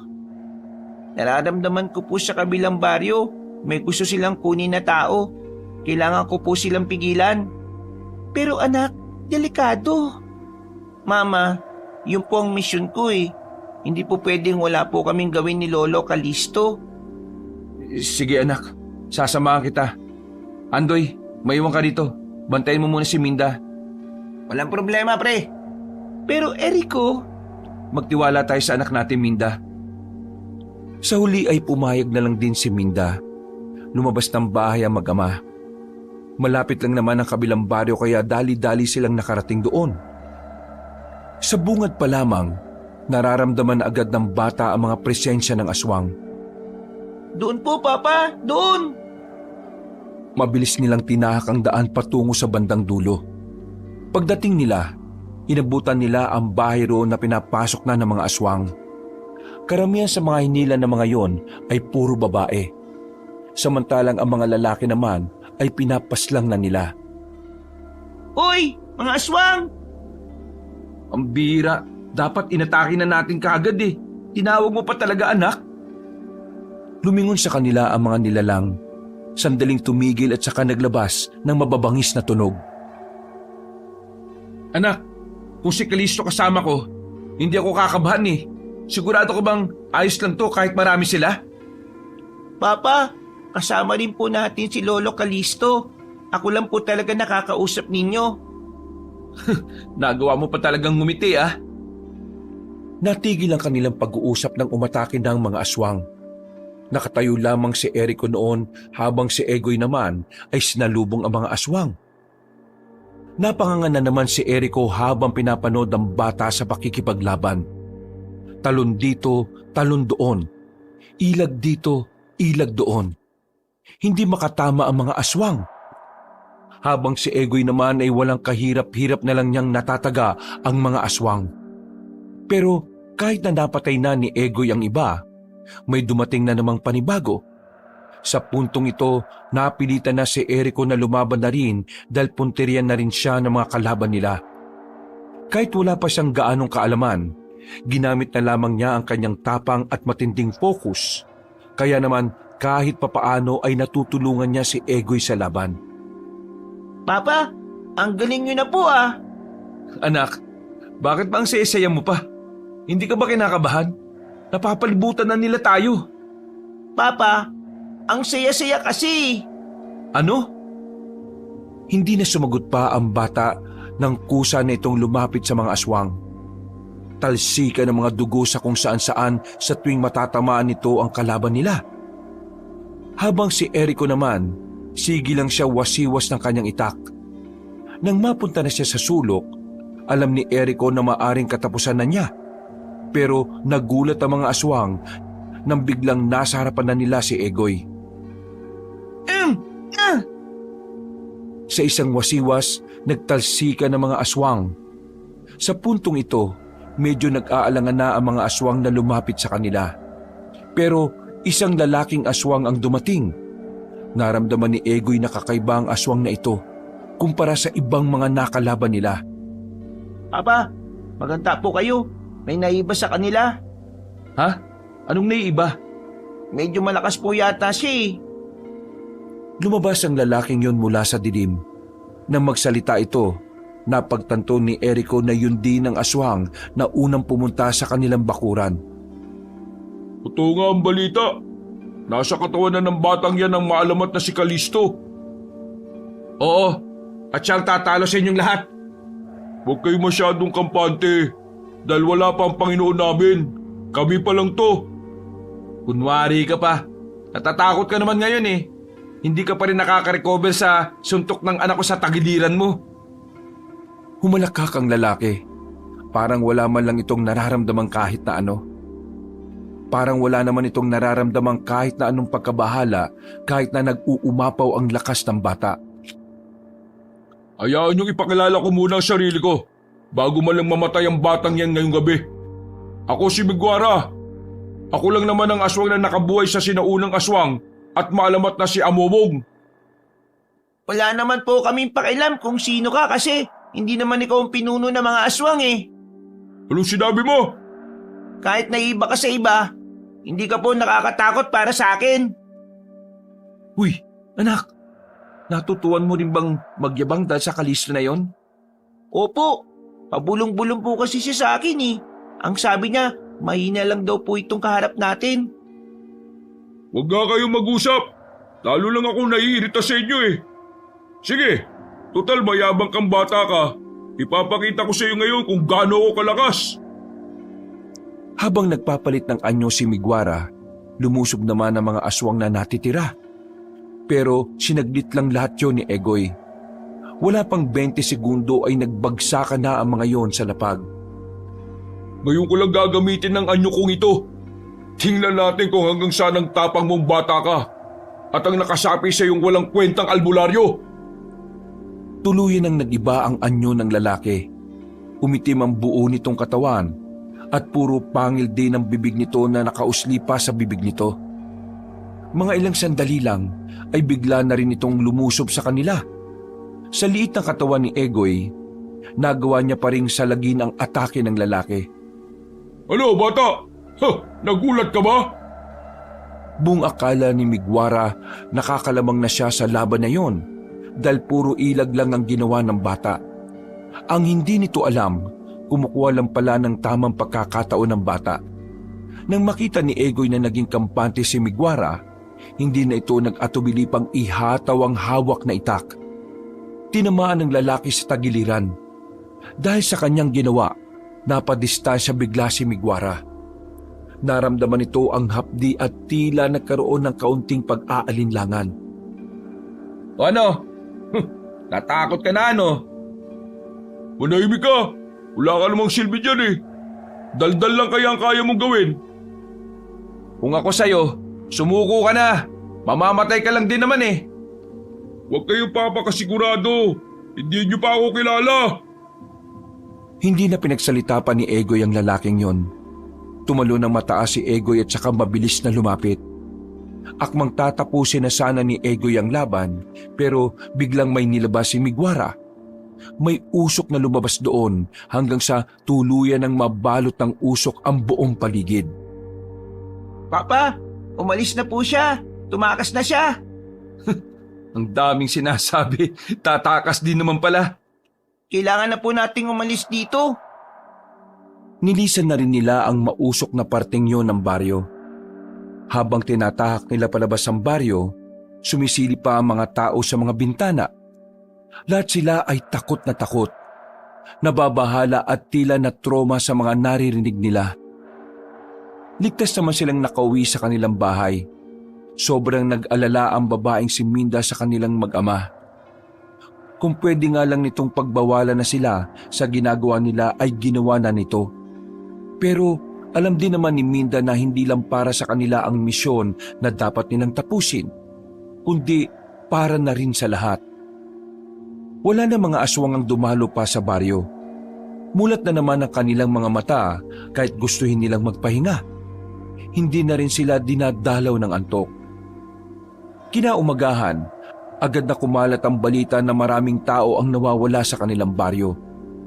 Hinala nila baka dinukot ng mga aswang ang mga yon para ipakain sa itinuturing na Panginoon. Nakaramdam ng pagkabahala ang batang si Egoy. Sa murang edad ay naiintindihan ng bata kung gaano kalala ang pwedeng mangyari sa mga tao. Pare, totoo ba na isang anak ni Aling Marita sa nawawala? Totoo pare. Ayun oh, naroon nga si Aling Marita eh. Nag-iiyak. Wala rin namang magawa ang mga tanod sa kanya dahil di naman alam saan nahanapin ang anak niya. Nandun. Ang dami nilang nag-iiyakan.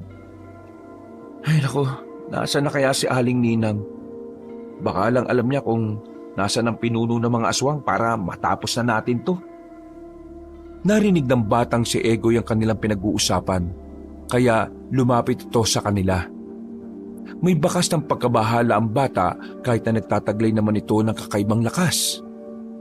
Papa, hindi po natin alam kung sino o anong klaseng aswang ang pinuno nila. Ang alam lang po natin ay sinauna siya at maalamat. Hindi po natin basta-basta pwedeng hanapin ang pinuno nila. Kaya mas maganda po talaga na hintayin natin si Aling Ninang. Ayan tuloy, napagsabihan ka pa ng anak mo. Napakamot na lamang sa ulo si Erico. Sa kanya lang napagtanto na masyado pala siyang nagpapadalos-dalos sa mga sinasabi niya. Makalipas sa mga sandali, dumating na rin ang mga pulis sa baryo. Kagaya rin ng ilan, wala rin namang nagawa ang mga yon. Hindi rin naman kasi sila naniniwala sa mga aswang.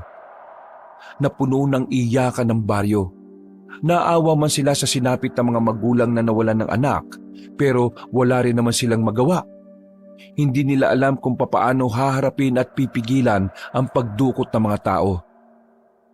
Dakong hapon, bandang 5:00, dumating ang matandang si Ninang sa kanilang bakuran. Pinapasok naman nila ito kaagad dahil mukhang malayo pa ang pinanggalingan na matanda. Aling Ninang, mabuti na lang dumating kayo. Medyo nakakaalarma na po kasi rito sa amin eh. May mga dinukot na mga aswang. Mukha talagang pinapalakas na nila yung pinuno nila. Kaya nga rin ako nagmadaling tumungo dito kasi nalaman ko ang mga nangyari. Aling Ninang, nakalaban po namin ang kanang kamay ng pinunong aswang. Napas lang din po namin ang ibang aswang na nagtangkang mandukot naman sa kabila pong baryo. Masaya akong nagawa mo silang talunin, pero mas kailangan pa nating maganda. Lalo na ngayon na talaga namang talamak na sila kung magparamdam. Erico, Andoy, bukas ng umaga, susunduin tayo ng mga kakilala kong magtuturo sa inyo kung papaano lumaban. Hindi ko na kasi kayang magturo pa kasi sumasakit na ang balakang ko. Ikaw naman, Minda, tuturuan kita kung papaano manggamot ng mga sugat, mababaw man o malalim. Yun ang magiging gawain nating dalawa. Egoy, makipag-ugnayan ka lang kay Dakilang Kalisto. Mas maiging buo ang ugnayan ninyo, lalo na sa mga ganitong sitwasyon. Kailangan nating ihanda ang mga sarili natin dahil sa mga maaaring mangyari. Pasensya na kayo at nalagay kayo sa ganitong sitwasyon. Kayo lang ang pwede kong asahan para makuha natin ang higit na kapayapaan. Napatango na lamang sila bilang pagsang-ayon sa matanda. Nung gabing yon, hindi na rin nila pinauwi pa si Aling Ninang. Delikado na kasi kung lalakad pa itong mag-isa. Kaya ang nangyari, sa labas na lamang matutulog ang dalawang lalaki. Inilatag nila roon ang mahabang papag at tiniis na lamang nila ang lamig. Tutal, makapal naman ang kumot na kanilang gagamitin. Uwi muna kaya ako sa amin para makatulog ako na maayos. Ang galing mo rin ano. Iiwan mo ako mag-isa rito. Alam mong may mga kalaban tayo. Biro lang. Ito naman parang iiyak agad eh. Ay nako, hindi maganda ang biro mo. Bigwasan kita dyan eh. Sabay na napatingin ang dalawa sa mga bituin. Sandali silang napatahimik. Napaisip ng malalim. Lalo na si Erico. Bigla na lamang kasi niyang sinisi ang sarili niya na kung sana hindi siya nasilaw sa banga, di sana normal ang buhay ng kanyang anak ngayon. Hindi mo naman kasalanan yung pre. kahit sinong ama na talagang kapos sa pera kapag nakapulot ng may banga na may laman na pera, magiging ganun din naman ang gagawin At saka, tingin ko pre, talagang kapalaran na ng anak mo ang nangyari ngayon. Siyempre, hindi ko pa rin maiwasan na maging kampante sa ganito. Hindi ko na nga nabigyan ng masaganang buhay ang mag-ina ko Nilagay ko pa sa alanganin si Egoy. Pre, isipin mo na lang, may dahilan ng Diyos kung bakit ito nangyayari. Isipin mo na lang, biyaya ito na kailangan lang nating gampanan. Siguro nga tama ka. Basta, ewan ko. Ganito nararamdaman ko Alam mo pre, kapag natapos na tong lahat, saka ka bumawi sa anak mo. Huwag mo nga masyadong dinadaw ng sarili mo. Mabuti kang ama, no? Alam yan ni Minda. Minsan nga lang siguro napagsasalitaan ka niya ng masama kasi minsan, sira ulo ka rin talaga Oo nga Laging dragon kung magalit ang babaeng yun. Pero, laking pasalamat ko ron. Kasi kahit na ganito lang ako, hindi niya ako iniwan. Uy, ano yun? Ang alin? Hindi mo narinig? Ang alin ba? Magtatanong ba ako kung narinig ko? Parang may narinig akong umiiyak na babae. Pero mahina lang. Tingnan mo, pakinggan mo maigi. Manahimik ka. Sandaling pinakiramdaman ng dalawa ang paligid. Nung una ay hindi pa rin naririnig ni Erico ang sinasabi ni Andoy. Pero maya-maya lang, dito na mas lumakas ang pag-iyak. Napabangon ng dalawa. Sakto naman na lumabas ng bahay si Aling Ninang. Aling Ninang, ano po yung narinig namin? Hayaan niya yon. Ang tawag doon ay aswang nangawa. Umiiyak siya para mang-angkin ng mga biktima niya. Kadalasan sa aswang nangawa ay babae. Kasi mas madaling mauto na mga babaeng umiiyak ang mga lalaki. Wala po ba tayong gagawin? Si Egoy po, anong ginagawa? Tulog ang diwa ni Egoy at ng dakilang Kalisto.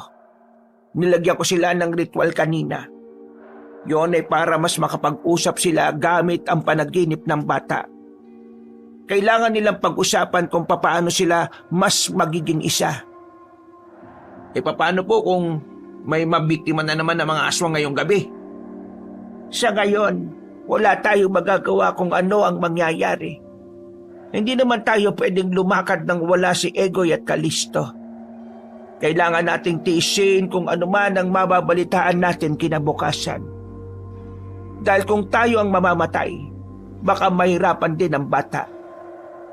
Naiintindihan ng dalawa ang pinupunto na matanda. Totoong mapipilayan ang moral ni Egoy. Kaya naman, kahit hindi sila mapakali sa naririnig nilang iyak, hinayaan na lang din nila yon. Tumigil din naman yon bandang 2:00 na ng madaling araw. Pero hindi pa rin makatulog ang dalawa. Kung ano-ano na lang ang ginagawa nila para makatulog. Naglaro nga sila ng sungka pero dilat na dilat pa rin sila. Mga bandang 5:00, saka pa lamang sila nakaidlip. Nagising lang sila dakong 7:00 na ng umaga. Nakaramdam sila ng init dahil nagsasalang na si Minda ng pagkain nila. Oh, sige na. Lumapit na kayo sa loob. Lumipat na kayo sa loob. Gising na rin naman kaming lahat Pipikit-pikit pa ang dalawa nang tumayo ang mga yon. Nakita nilang naroon na si Minda at Aling Ninang sa bakuran. Habang si Egoy naman ay mag-isang naglalaro sa gilid. Napangiti si Erico dahil kahit may nagbago sa anak niya, hindi pa rin nawawala ang pagiging bata ni Egoy. Sige na pre, pasok ka na sa loob para makatulog ka pa. Ako, hindi na ako matutulog Sigurado ka ba? 2 oras lang tulog natin Oo, ayos lang ako. Gigisingin na lang kita mamaya kapag tanghalian na. Tumayo na si Andoy at pumasok na rin sa loob. Inabutan naman agad ni Aling Ninang ng kamote ang lalaki at tableya. Kumusta po ang umaga? Wala naman po bang napabalitan na may biktima na naman ng mga aswang? Wala naman. Naglibot-libot ako kanina. Payapa naman ang baryo ninyo. Mabuti naman kung ganon. Anong oras po ba darating yung sinasabi nyo, Aling Ninang? Sa tingin ko, tatanghaliin na sila. Kasi naalala ko, wala palang masasakyan ngayon sa amin kasi pahinga ng mga tsuper. Maglalakad lang sila palabas. Aling Ninang, wala po ba kayong pamilya? Uy, Minda, ano ba yung tinatanong mo? Gusto ko lang naman kasing mas makilala pa si Aling Ninang.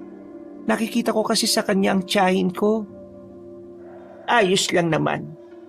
Sa dami ng nangyayari, nakalimutan ko nang magbahagi ng tungkol sa akin. Sa totoo lang, may pamilya pa ako.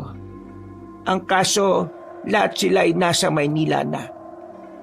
Tumira naman ako roon ng 1 taon. Ang kaso, dito talaga ang buhay ko sa atin. Ang asawa ko naman, matagal nang patay yon nung ipinanganak ko pa ang aming bunso. Namatay siya sa sakit sa baga. Yung mga anak ko, lahat sila ay may magagandang trabaho na sa Maynila. Nakakatuwa nga kasi hindi nila ako nakakalimutan. Aling Ninang, bakit hindi na lang po kayo ron sa Maynila? Mas ligtas kayo ron. Tsaka, mas masaya kapag kasama mo mga anak mo. Pinili ko talaga muna rito kahit na malayo ako sa kanila. Dahil dito sa misyon na ito. Alam ko kasi na muling uusbong ang mga aswang. Ilang beses kong napanaginipan. At nakita ko rin sa panaginip ko si Dakilang Kalisto. Kaya mas lalo akong nagkaroon ng dahilan na manatili rito.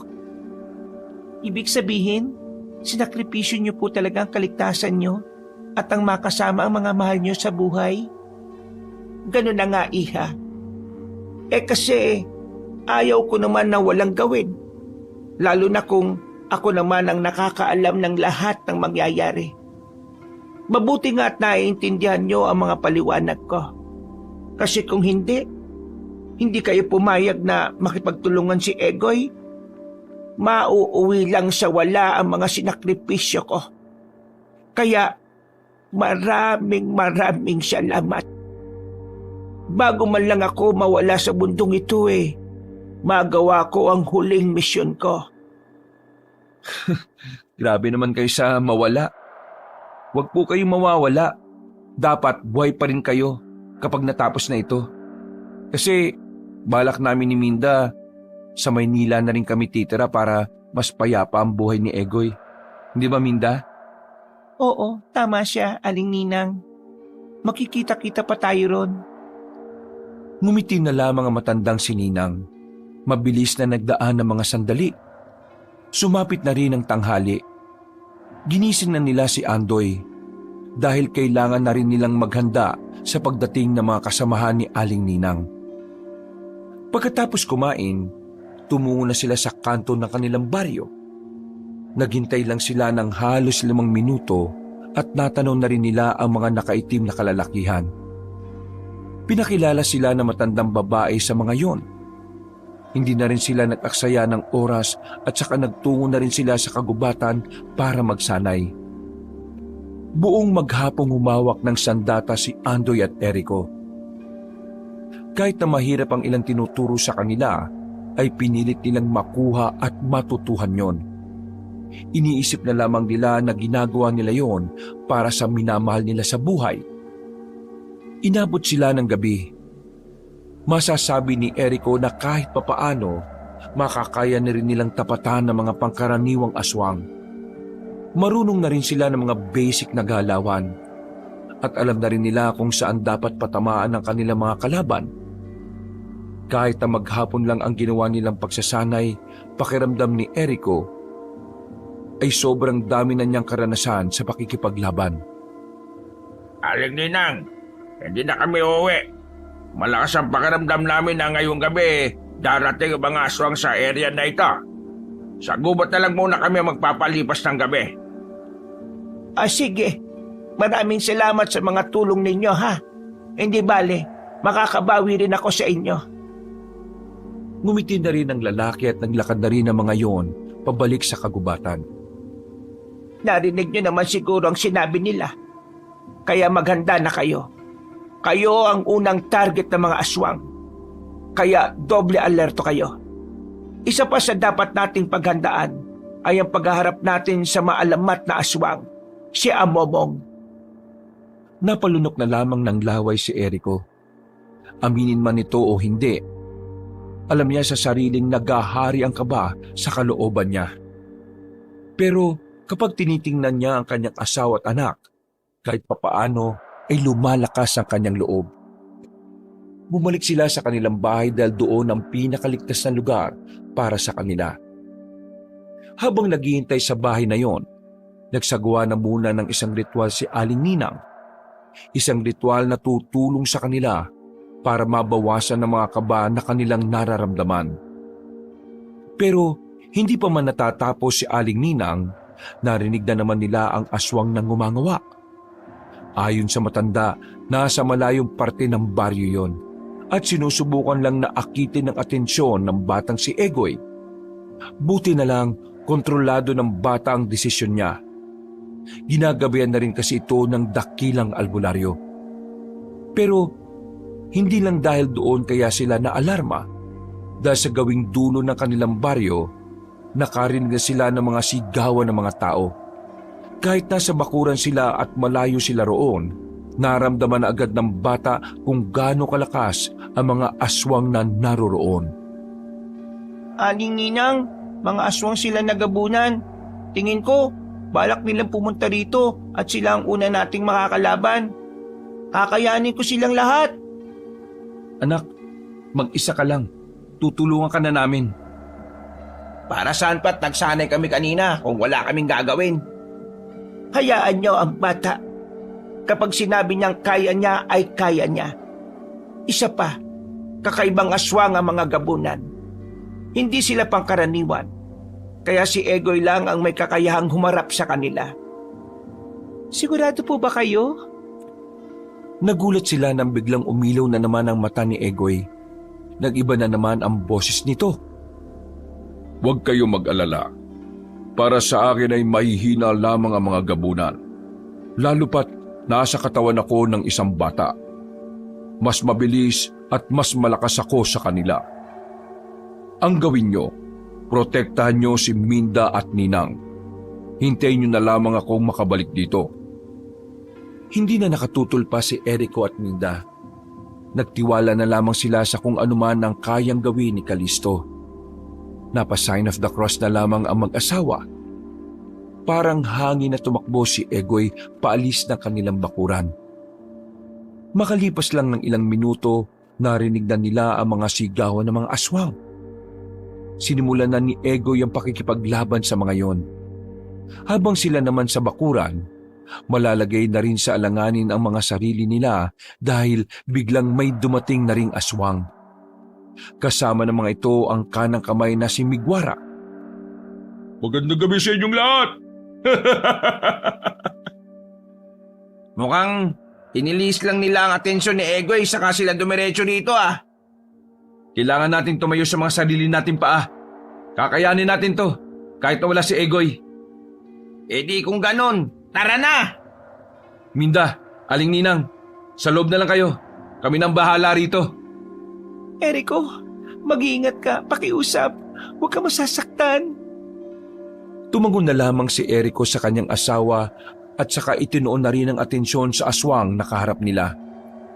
Medyo nabigla pa silang dalawa nang makitang nakapasok na sa kanilang bakuran ng mga aswang. Gulat kayo, no? Alam namin na maaring may pangontra pa rin dito kaya gumawa rin kami ng pangontra laban sa pangontra ninyo. O di ba? Nagkontrahan? Ang dami mong daldal. Kaya ka nabubugbog ng bata eh. Marami akong daldal dahil ito na ang huling pagkakataon na maririnig nyo ako. Dahil ngayon na ang huling buhay ninyo. Dahil wala ang batang inaasahan nyo. Mga kasama! Pre, alerto. Alright, handang-handa na ako pre. Oorasan ko kayo kung ilang minuto lang kayong tatagal. Kapag umabot kayo ng kalahating oras, hahayaan ko kayo mabuhay. kung aabot pa kayo. May 4 na aswang ang pumalibot sa kanila. Magkatalikuran naman ang magkaibigan. Sa mga sandaling ito, buong buo ang loob ng dalawa. Wala silang nararamdaman na kahit na anong takot. Ngayon na! Kasabay ng paglapit ng mga aswang ay sinabayan naman ito ng dalawa. Nagawa nilang sugatan ng mga yon dahil na rin sa mga natutuhan nila sa mga nakasama nila sa gubat. Ikinabigla yun ni Migwara, kaya naman mas dinamihan pa nito ang mga aswang na itatapat sa dalawa. Sa puntong yon, hindi na bababa sa 10 ang mga kalaban ni Eriko at Andoy. Hanggang sa hindi na nga namamalaya ng dalawa na ilang beses na rin pala silang nasugatan. Ganun pa man, hindi pa rin sila nagpapakita ng kahinaan ng loob. Nagagawa pa rin nilang masabayan ang mga kalaban nila. Kaya niyo ba? Sumuko na kayo para hindi gaanong brutal ang mangyayari sa inyo. Pre, okay ka lang? Oo pre, ayos lang ako. Medyo maapdi lang yung likod ko. Ikaw? Likod din ang tama ko eh. Pero kaya ko naman pre. Kapag hindi pa nakabalik si Egoy maya-maya, pumasok ka sa bahay protektahan mo silang dalawa. Paano ka? Ayos lang ako. Mas mahalaga si Minda at si Aling Ninang. O sige, advance, rest in peace na lang. Sira ulo ka talaga. Ano? Tapos na ba ang pagpupulog ng dalawa? Gusto ko nang tapusin to para isusunod naman namin yung dalawang nasa loob. Mga kasama, tapusin niyo na ang dalawang yan! Muling umatake ang mga aswang at sa pagkakataon na ito, nadagdagan pa ang mga galos ng dalawa. Maya-maya lang, tinulak na ni Eriko ang lalaki papasok sa loob ng bahay. Naiwan siya sa labas. Mag-isa na lamang siyang pinalilibutan ng mga aswang. Habang ang kanyang asawa naman sa loob ng bahay ay iyak lang ng iyak. O ano? Nagpapakabayani ka? Sige! Mga kasama, tapusin niyo na ang isang yan! Dudumugi na sana ng mga aswang si Eriko nang biglang dumating si Egoy. Nagulat silang lahat nang makitang nasa harapan na ni Eriko ang bata. Bigla nitong hinataw ang hawak-hawak na itak. Sa isang iglap, napugutan ng mga aswang na nasa harapan nila. Pasensya na po Papa, medyo natagalan po ako sa pakikipaglaban sa mga gabunan Okay lang anak, masaya akong ligtas ka. Papa, pumasok na po muna kayo sa loob. Ako na pong bahala dito sa lalaking ito. Sige anak, mag-iingat ka Naglakad na rin papasok ng bahay ang lalaki at agad naman itong inasikaso ni Aling Ninang at Minda. Samantala, nagsimula na rin si Egoy na makipaglaban kay Migwara. Umilaw ang mga mata ng bata at agad itong umatake kay Migwara. Hindi na hinintay pa ni Egoy na makapagpalit ng anyo ang lalaki. Tinamaan niya ito agad sa balikat. Sa isa niyang pangtaga, nahawakan ni Migwara ang kanyang itak. Binitiwan ni Egoy ang itak niya at saka sinuntok ng malakas ang kalaban sa muka. Sa lakas ng suntok nito ay parang nadurog ang mga pangil ni Migwara. Hindi pa nakontento ang bata. Pinagsusuntok niya ng marami sa tiyan ng aswang na yon. Bawat suntok niya, naririnig niyang tila nababali ang mga ribs ni Migwara. Walang patawad ang bata. Mas malakas na ito kumpara nung una nitong nakipaglaban sa lalaki. Tila walang balak magpigil si Egoy sa mga pagkakataong ito. Paanong napakalakas mo? Nakakalimutan mo na bang nasa katawan ko ang pinakadakilang albularyo na si Lolo Calisto? Isa lang ang ibig sabihin nito. Hindi ka mananalo sa amin. Kung ako sa'yo, iharap mo na ang amo mo sa akin at nang masimulan na namin ang tunay na laban. Hindi ko mananalo sa kanya, no? Kahit na nasa katawan mo si Calisto. Bata ka pa rin. Sinauna at alamat na aswang ang makakalaban mo. Totoong aswang. Si Calisto, kaluluwa na lang. Inangat ni Egoy ang kanyang kamay sa ere at kusang pumunta sa kamay niya ang itak. Hindi nagdalawang isip ang bata na itarak sa dibdib ni Migwara ang patalim. Sa isang iglap lang, nalagutan na ng hininga ang aswang na yon. Wala pang ilang minuto, mas dumami pa ang aswang na pumapasok sa baryo. Buti na lang ay nakabalik na rin ang mga kasama nilang manunugis na nasa gubat. Pero ang mas nagpalala ng tensyon sa mga sandaling ito ay ang presensya ni Amomong, ang maalamat na aswang. Lumitaw ito mula sa dilim. Tumalon at pumasok ng bakuran. Kahit na nakikita lamang nila Erico ang aswang na yon, nakakaramdam sila ng matinding takot. Nagtitindigan ang kanilang mga balahibo. Yan na ang pinakamalakas na aswang!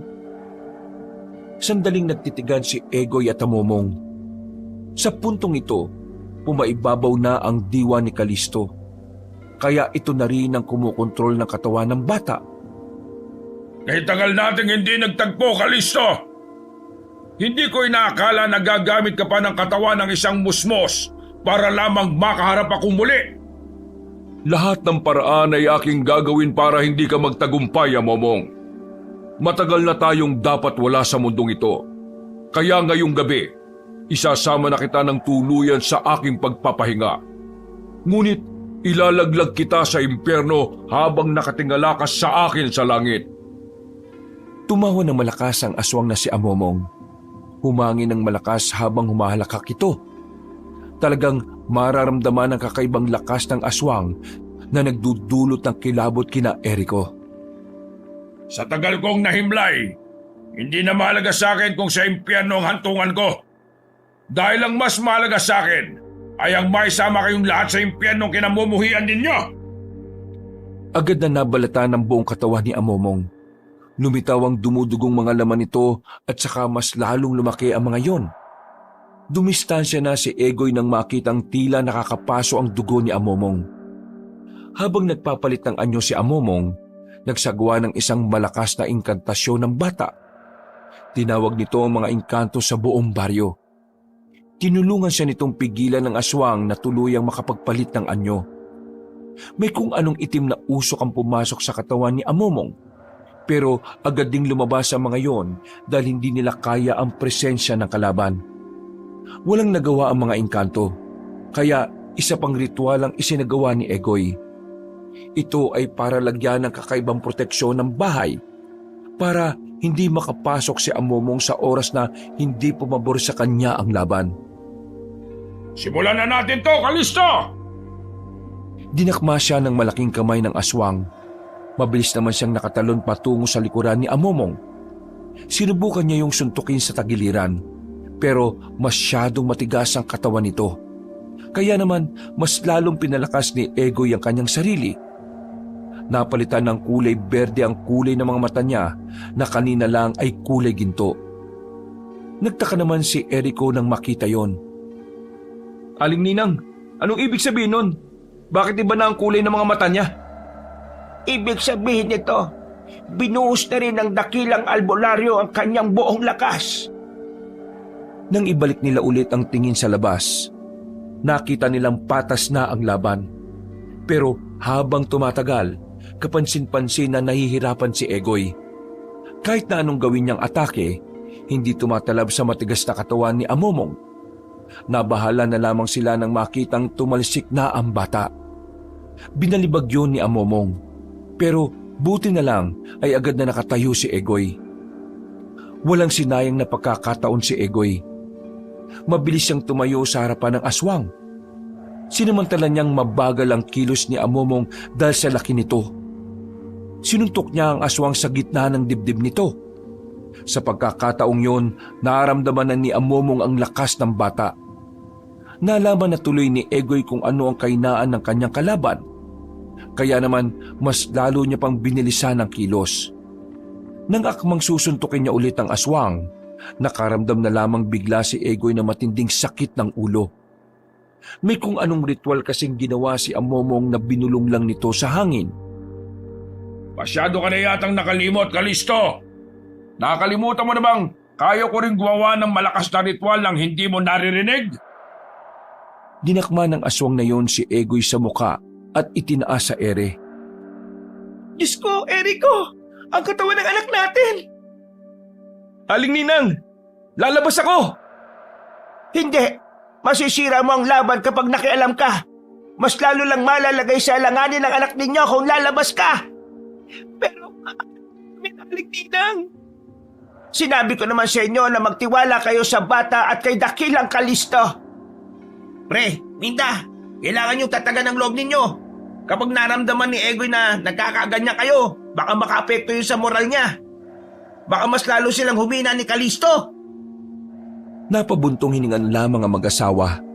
Nang muli nilang balikan ang dalawa sa labas, nakita nilang parang dinudurog na ni Amomong ang ulo ng bata. Pero laking gulat nila nang biglang hinawakan ni Egoy ang kamay ng aswang. Nagkaroon ng kakaibang lakas ang bata na dahilan para mabalibag naman ito si Amomong.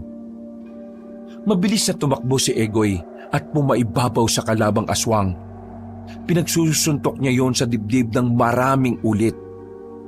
Nang makita ni Egoy na tila naging epektibo ang ginawa niya, lumipad naman papunta sa kamay niya ang itak. Itatarak na sana niya ang itak sa dibdib ni Amomong nang bigla itong hawakan ng talim ng itak. Hindi mo ako mapapatay, Kalisto! Kailangan mo na rin magpahinga, Amomong! Mas lalong nilakasan ni Egoy ang pagtarak niya. Paunti-unting bumababa ang talim sa dibdib ni Amomong. Nang sumigaw ng malakas ang bata ay tuluyan na nitong naibao ng itak sa dibdib ni Amomong.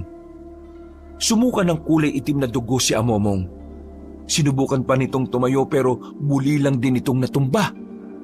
Nang makita nilang naghihingalo na ang aswang na yon, lumabas na rin sila at lumapit kay Egoy. Hindi pa rin magwawagi ang kasamaan laban sa kabutihan. Yan ang lagi mong tatandaan, Amomong. Ilang sandali lang ay tuluyan ng nalagutan ng hininga ang pinuno at sinaunang aswang. Ang tinatawag na alamat ay isa na lamang malagim na bangkay. Napagtagumpayan natin ang laban. Lumingon si Egoy kay Aling Ninang at nagsalita. Ninang, maraming salamat at ginabayan mo ang pamilyang ito. Ngayong natapos ko na ang aking misyon sa lupa, masaya akong makakapagpahinga at muling babalik sa dapat kong kinalalagyan. Eriko, Minda at Andoy, lalong-lalo na sa may-ari ng katawang ito, maraming salamat. Habang buhay kong tatanungin na utang na loob ang pangyayaring ito. Bilang ganti, ang katawan ng batang ito ay kailanman hindi dadapuan ng sakit. Magiging masagana rin ang mga buhay nyo sa mga susunod na taon. Papano? Kailangan ko nang magpaalam. Nararamdaman kong hinihintay na ako ng Diyos sa kanyang kaharian. Paalam, mga kaibigan. Ilang sandali lang ay unti-unti nang namatay ang liwanag sa mata ng bata. Hanggang sa tuluyan na ngang nawala ng malay si Egoy. Sinalo naman yon ni Eriko at saka kinarga. Sa kanilang pagkapanalo, muling bumalik sa normal ang buhay nila. Wala na sa katawan ni Egoy ang dakilang albularyo. Naging parte na rin ng kanilang pamilya ang matanda. At gaya nga ng sinabi ni Eriko, nang matapos sa mga nangyari, napagdesisyon na nilang sa Maynila na lamang manirahan. Isinama na nila si Andoy at siyempre ang matandang si Ninang. Sa Maynila, sinimulan nila ang kanilang bagong buhay. 1 taon lang ang nakalipas, nabiyayaan na naman ng bagong anak ang mag-asawa. Bukod pa rito, magandang trabaho na rin ang nahanap ni Eriko. Unti-unti silang nakapagpundar ng mga kailangan nila sa buhay. Ang lahat ng yon, palagay nila ay ang sinasabing gantimpala ni Kalisto. Pero ang mas gusto nilang gantimpala na kanilang natanggap ay walang iba kundi ang kapayapaan ng kanilang buhay. Dahil magmula noon, nabuhay na silang hindi na iniisip pa kung meron pa bang mga aswang ang manggugulo. Tuwing gabi, palagi na silang natutulog ng maluwag ang kalooban at may mga ngiti sa labi. Wakas. 2 taon pa lamang ang batang si Egoy nang magsimula itong